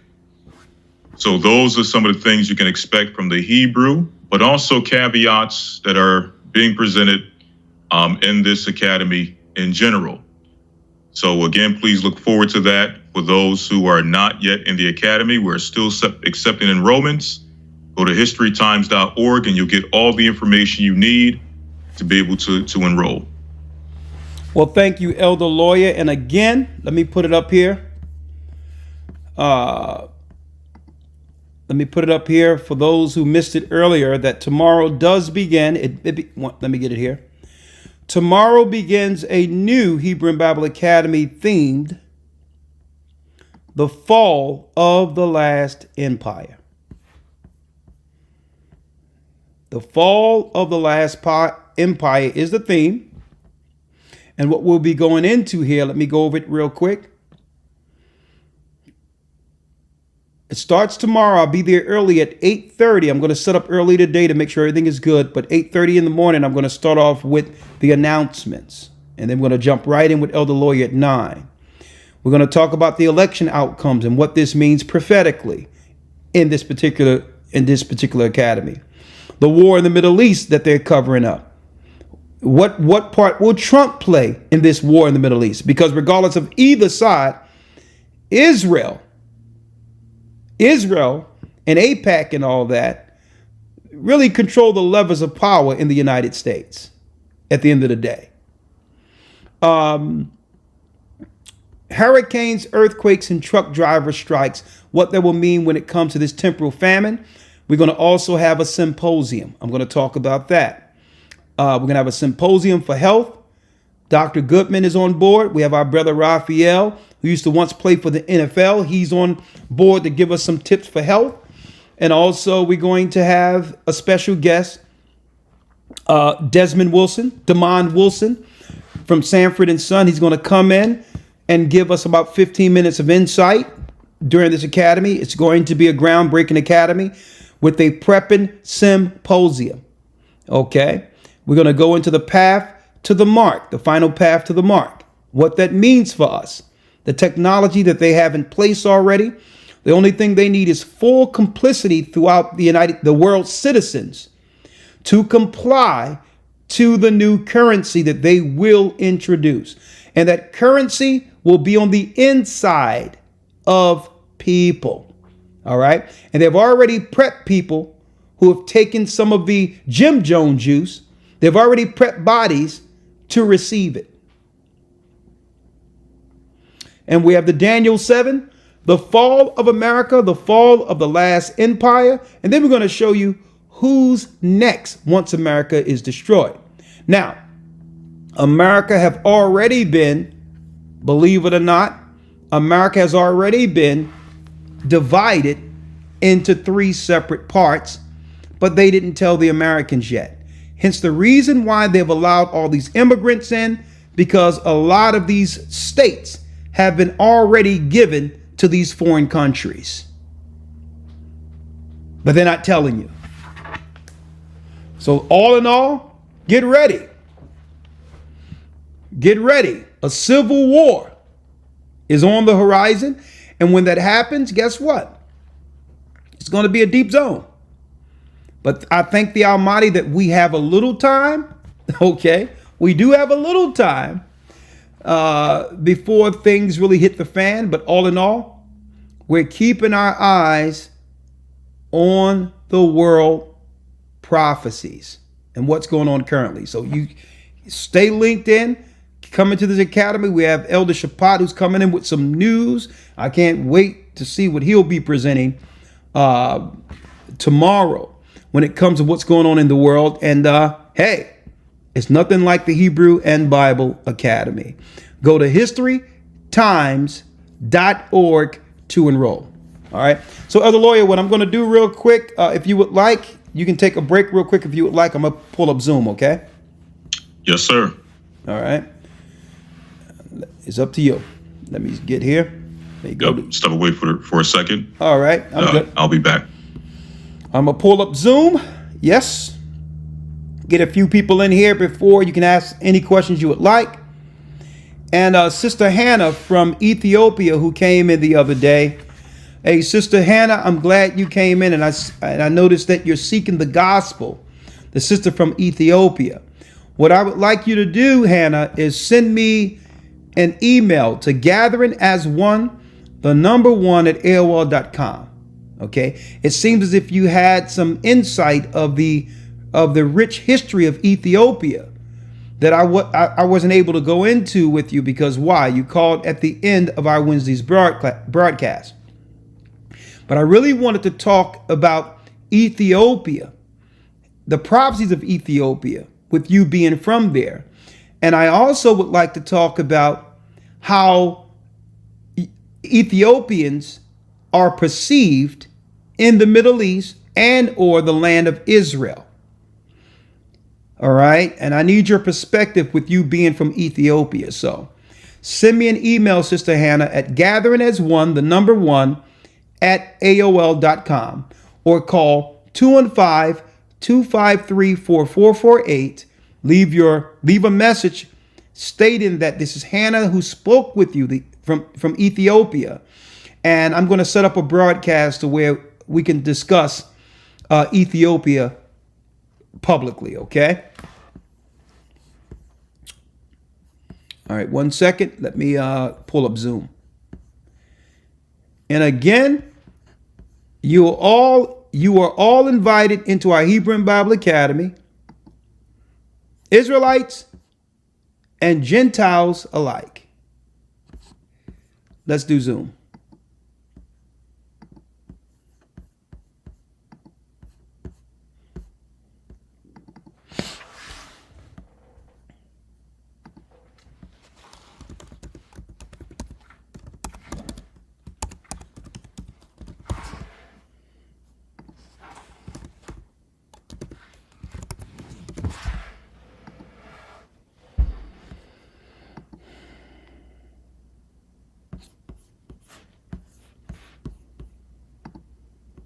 Make sure if you come in with Zoom, make sure when you come in, brothers and sisters, that you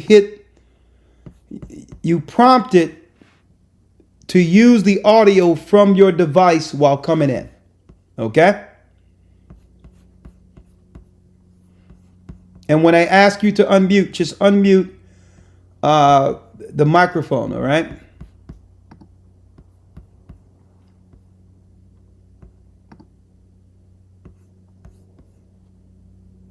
All right.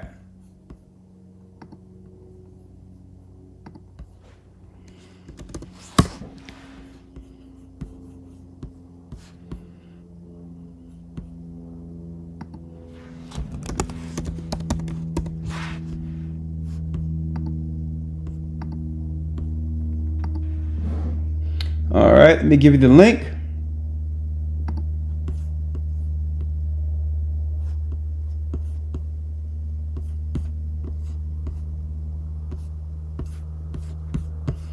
You are doing a great job Thank you all. All right. In the chat is the link.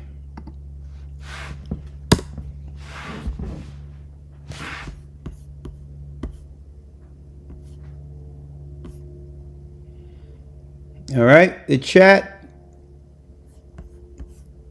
In the chat is the link.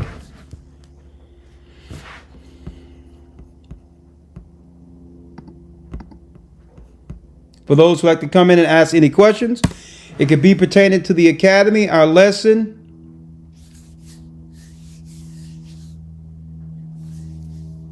Someone says, Vicky says, my phone is not allowing me to continue watching the lesson. That's unfortunate.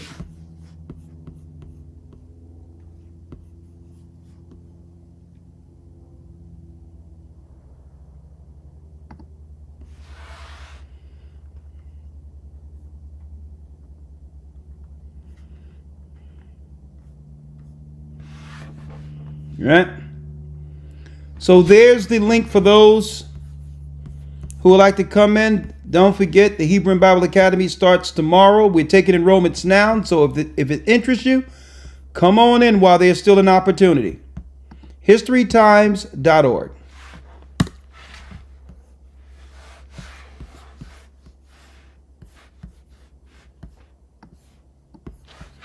All right.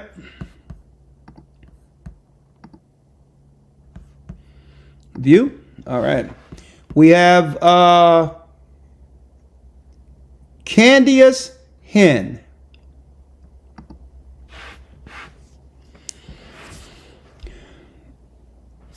Unmute your mic, Candice. Can you hear me, Elder? Yes, I can hear you.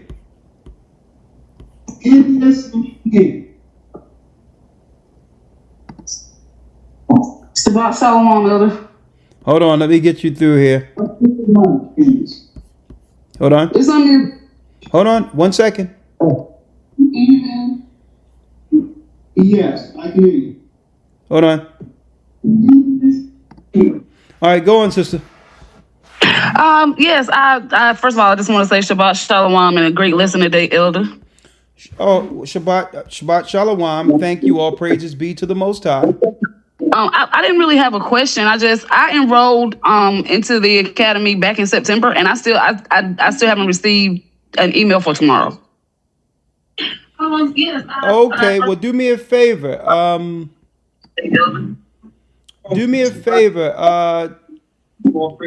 Just call 215-253-4448. Into the academy back in September. Okay, so wait a minute. Let me write that down. Let me ask you, did you receive a receipt from your academy enrollment? It's been so long since I enrolled. I enrolled in September towards the end.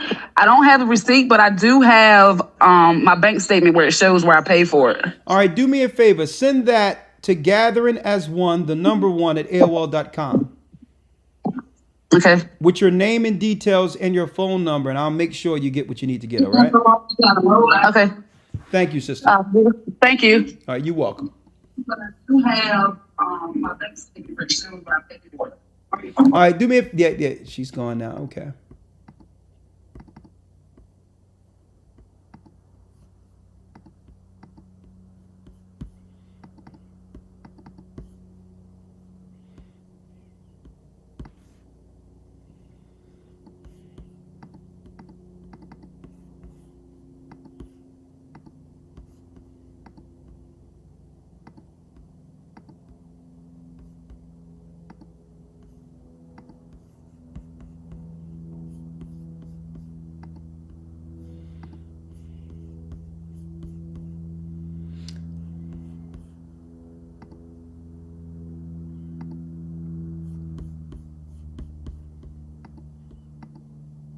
All right. Okay, here we go.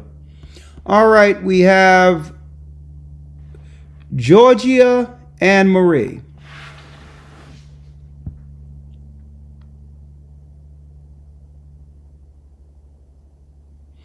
Georgia and Marie Eubanks.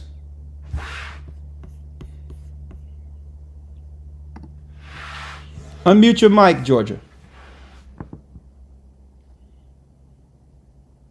And by the way, I wanted to tell you all that this coming Wednesday, we're going to further the discussion we were having this coming Friday, that we had Friday through Patreon. Okay, we're going to further the discussion. I want to have brothers and sisters chime in because I'm going to use some of this content in our marriage lesson within the academy. All right. So if you can, I would appreciate it if you all can be here for the lesson that we'll have this coming Wednesday. What's behind the hatred and divide in Judah? Part 2. I have some videos I'm going to show during our Wednesday broadcast that we will use as talking points for our marriage discussion in the academy. Okay. Hey, Georgia, if you don't unmute, I have to go to the next person. I've asked you to unmute like 3-4 times. Okay, yes. Okay, how are you? I'm fine. Okay, how can I help you? How are you? Shabbat Shalom. I'm just searching for my group and allowing myself just to go nuts because, like, some of us, we know better, but we know better that we need to know better, if that makes any sense. And it's like, okay, guys, I'm just going to be here until you get me there because, like, I know where I need to get, but knowing how to get there is pretty difficult. What are you speaking of in specific? What are you talking about in specific? For instance, I'm searching for my group, and I don't want to throw too many groups out there like that. And so I went with one popular group because it has a physical address. And so I've attended a couple of times and a couple of times on YouTube. And then I'm thinking, well, I've attended with you guys, but then I come here to your physical address. And why is it that it's the same thing I'm watching on YouTube or any other space? Now, look, I've disguised myself for so many years, but you can't do that no more like this. And I've watched you guys. I went and got little electrical gadgets in the children's name, in the old man's name, in a friend's name. I didn't want to be caught on and this, that, because I kind of really, really know what's going on and what's coming. Okay, hold up. Slow up, sister. You're going so quick. I'm losing you here. Okay. Now. Yeah. All right. I kind of think in spaces. Okay. Hold. Slow up, please. Just slow up. Let's dialogue, if you don't mind. Yes. Okay. Now, better if you ask me questions because I am dyslexic. And so we're kind of speaking like 5 different subjects and then it connects itself back to each other. Okay. Well, let me ask you this. You said you've been with another group and you wanted to come amongst us, but there's no address. What city and state, where do you live? In Fort Worth, Texas. Okay, now if you're in Texas, we have a church there. I am so happy now. Okay. Yes. Send us an email. Gathering as one, that's the number 1, at AOL.com. Hey, repeat that for me again, please. Gathering, GATHERING. Yes. AS. The number 1. Number 1. At AOL.com. And AOL? Yes, at AOL.com. Send that and we'll have the details. We'll have a bishop from Texas reach out to you for gathering. It's that simple. Okay. Yes. Sounds good. Did you necessarily need to know that group that I've spoken about? Now, you said you went with a popular group and you went to see them. What group is this? Is that the IUIC? IUIC. Okay, you went to Israeli Church, Israelites United in Christ, in the purple, right? Yes. And what happened? I knew right off back that they were strong for me, and saying so, it's like I figure there's many places to the body of the Holy Christ, and so I think, okay, God, help me get this together. Like they're so strong. That's beautiful, but I don't need to have so much strength. I just need to be a part of you like this. And so to say, if I need to be a part of you, I'm more nurturing, warm felt. I can speak to many dialects of people. I don't have a problem there. Right. So when you say so strong, are you talking about from the military sense? You didn't feel, what are you speaking about? Like, they're very powerful.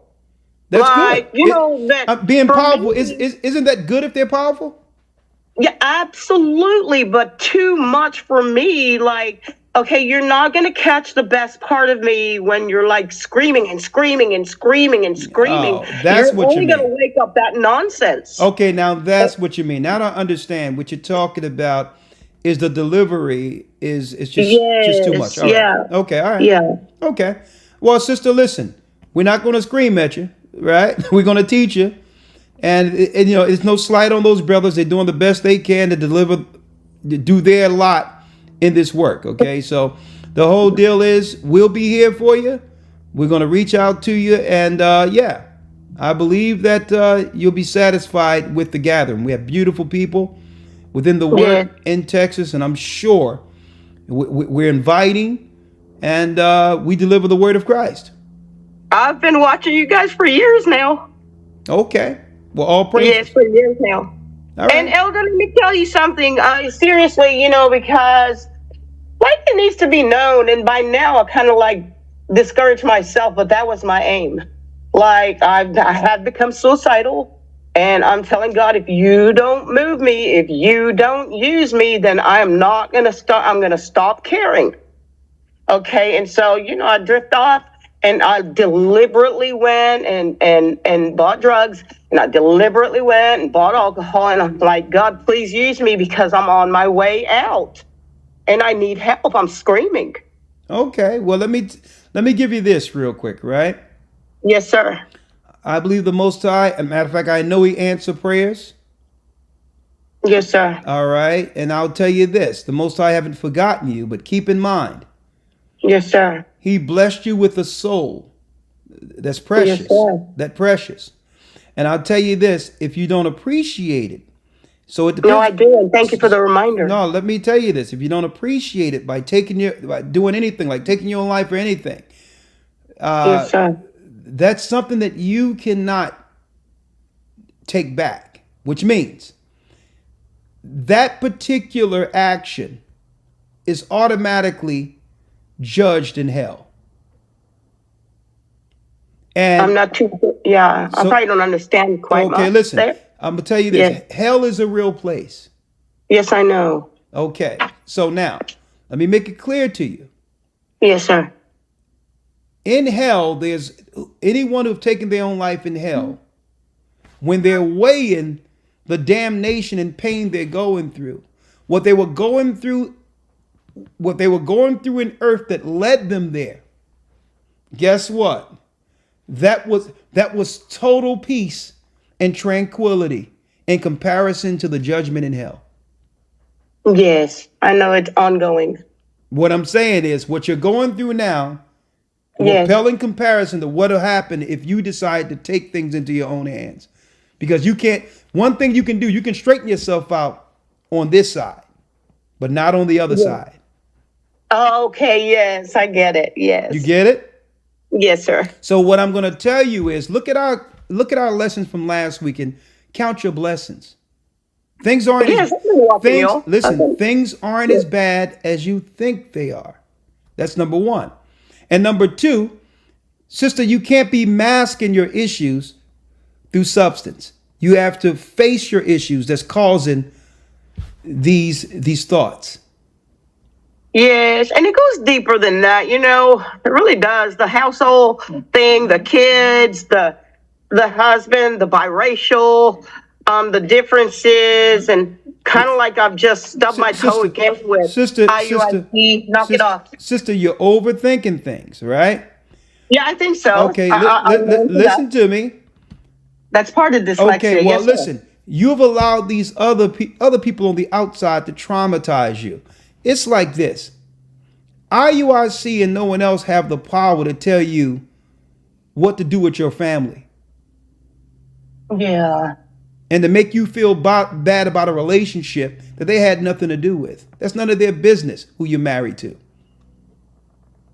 I've kind of been taught that too. Yeah, I'm just, but sister, listen. Yes, sir. Follow Christ. Once you give your life over to Christ and be baptized, yes, and are cleansed from all these negatives, including the thoughts of how others may perceive you, then you will realize that Christ have cleansed me. I don't owe anybody nothing.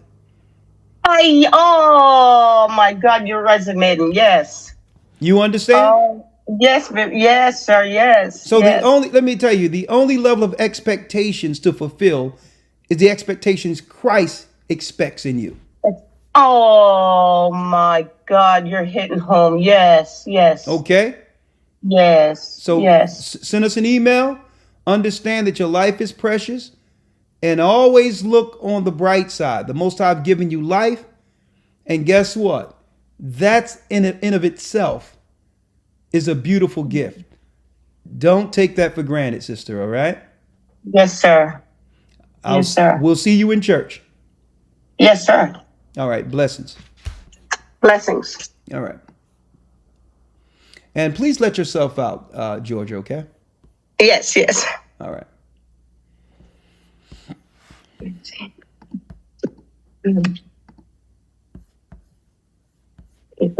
I'm gonna have, I'll go to June.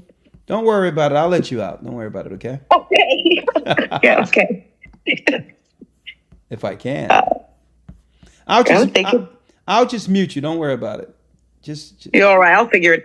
I'll just mute you. All right. You'll find your way out. I'm sure you will. I've spoken to it. Okay. Okay, we have Jewel Brown.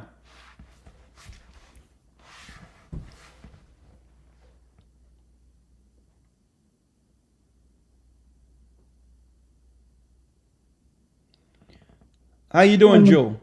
You're all right. I'll figure it. Jewel.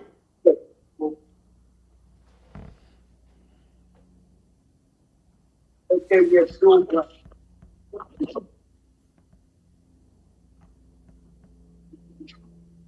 Jewel. Okay, I have to put you back in. Kawana.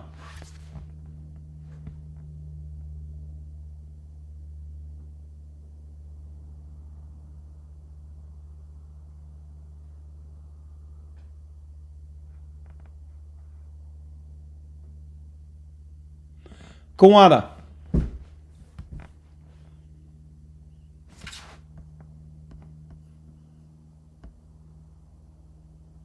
Okay. Kawana. Say something here, Kawana.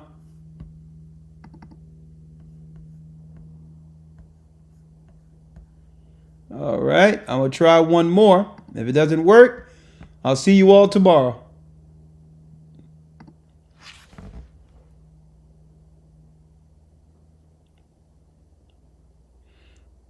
B. Unmute B.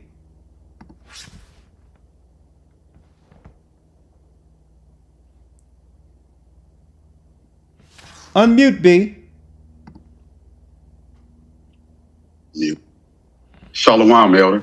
Shalom, your name? This is Barzal out of KC. Kansas City. Talk to me, my brother. Yes, sir. I had a couple of verses dealing with, women that are widows, and I was wanting some understanding. Okay, you said you have a couple of scriptures on. Okay, you can't have me playing in the background at the same time. Yeah. Sorry about that. Yes. Sorry about that. One second. Okay. I understand the verses about. I was wanting some clarity about some verses about widows. Okay, let's get the verses. Yes, sir. I have two of them. The first one is in Romans 7, verse 2. 1 second. Yes, sir.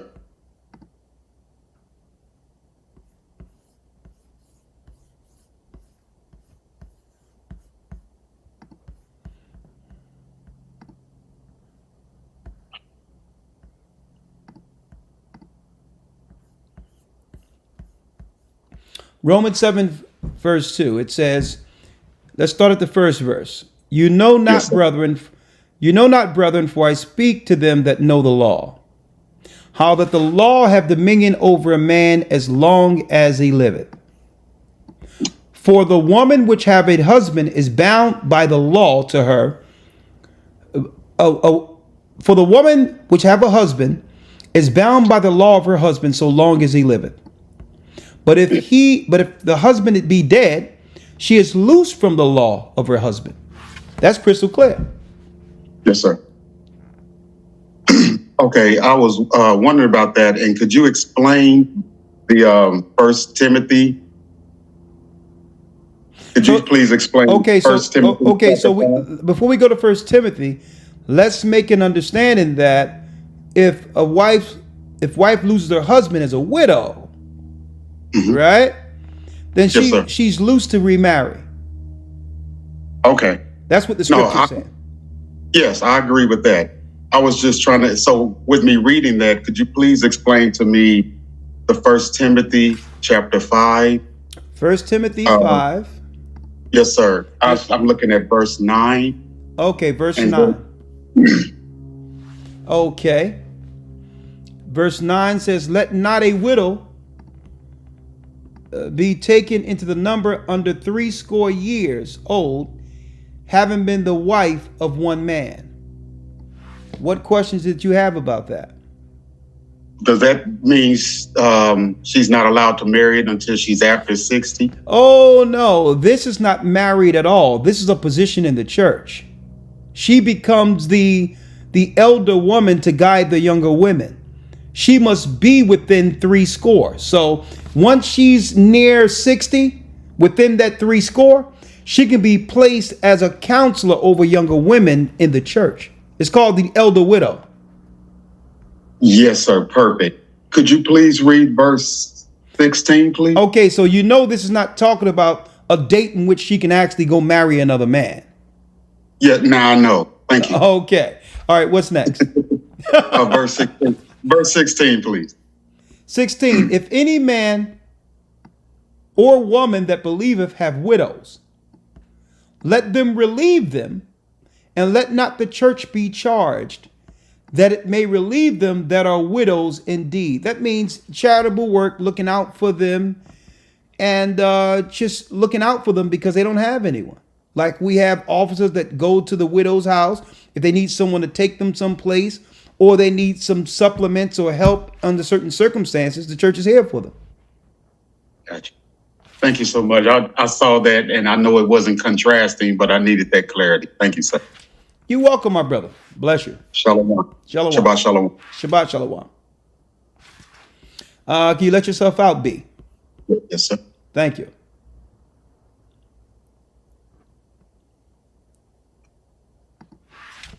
Patar.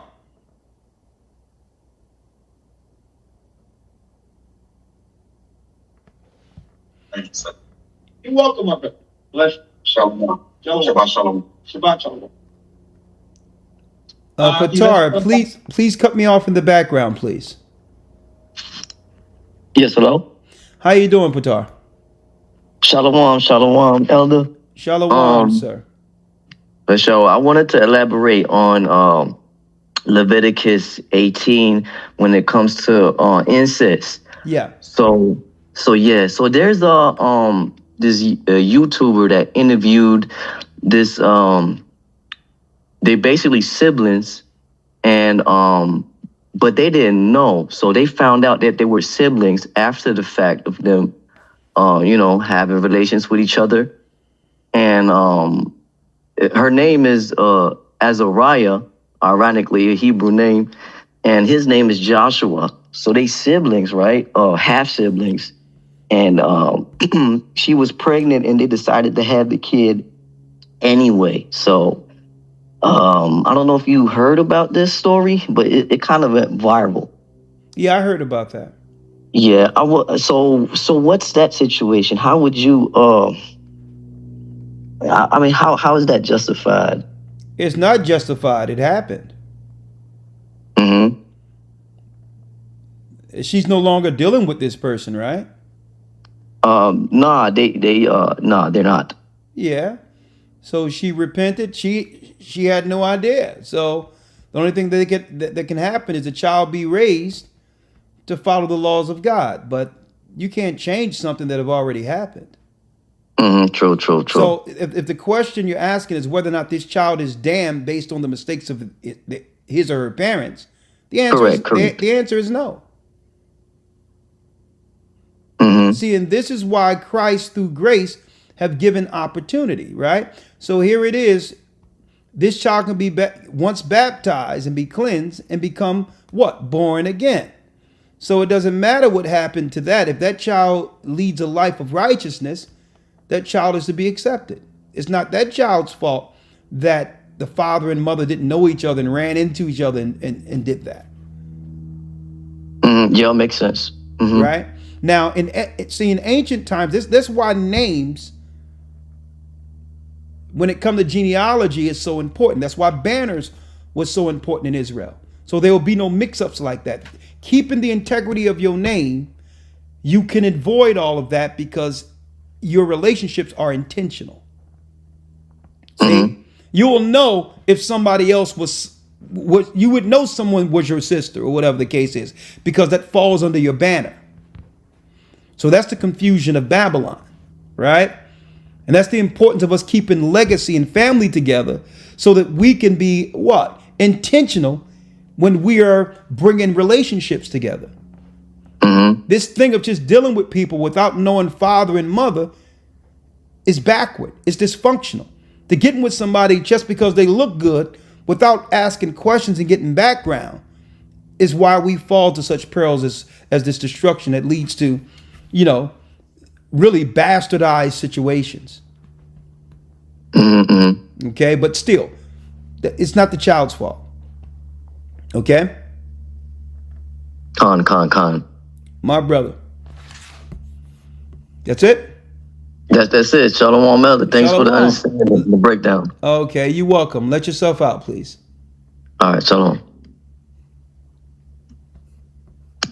All right, that concludes our broadcast for today. And may the Lord be with you. Be blessed. We thank the Most High for this opportunity to have come before you this Sabbath. And we'll see you tomorrow in the Hebrew and Bible Academy. Shabbat Shalom, and have a blessed Sabbath. Shalom. Shalom. Shalom, Zakar. Shalom.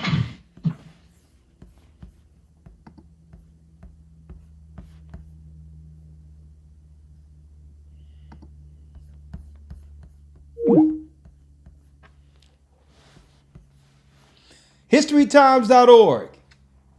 Hebrew and Bible Academy. It's on. It's going to be nice. Shalom. Make me feel something good for once. Memories plague my brain, make me someone else.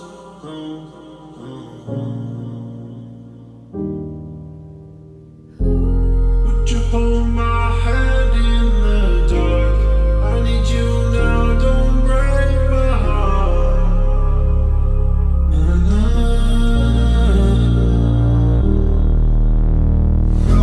I've heard so many people who cannot blame. There's some things within me so hard to change. Flee the darkness, I just wanna flee, yeah. And every day I pray they let go of me, resisting the devil so he can flee. Flee the darkness, see I just wanna flee, yeah. I just wanna flee darkness. I just wanna flee darkness.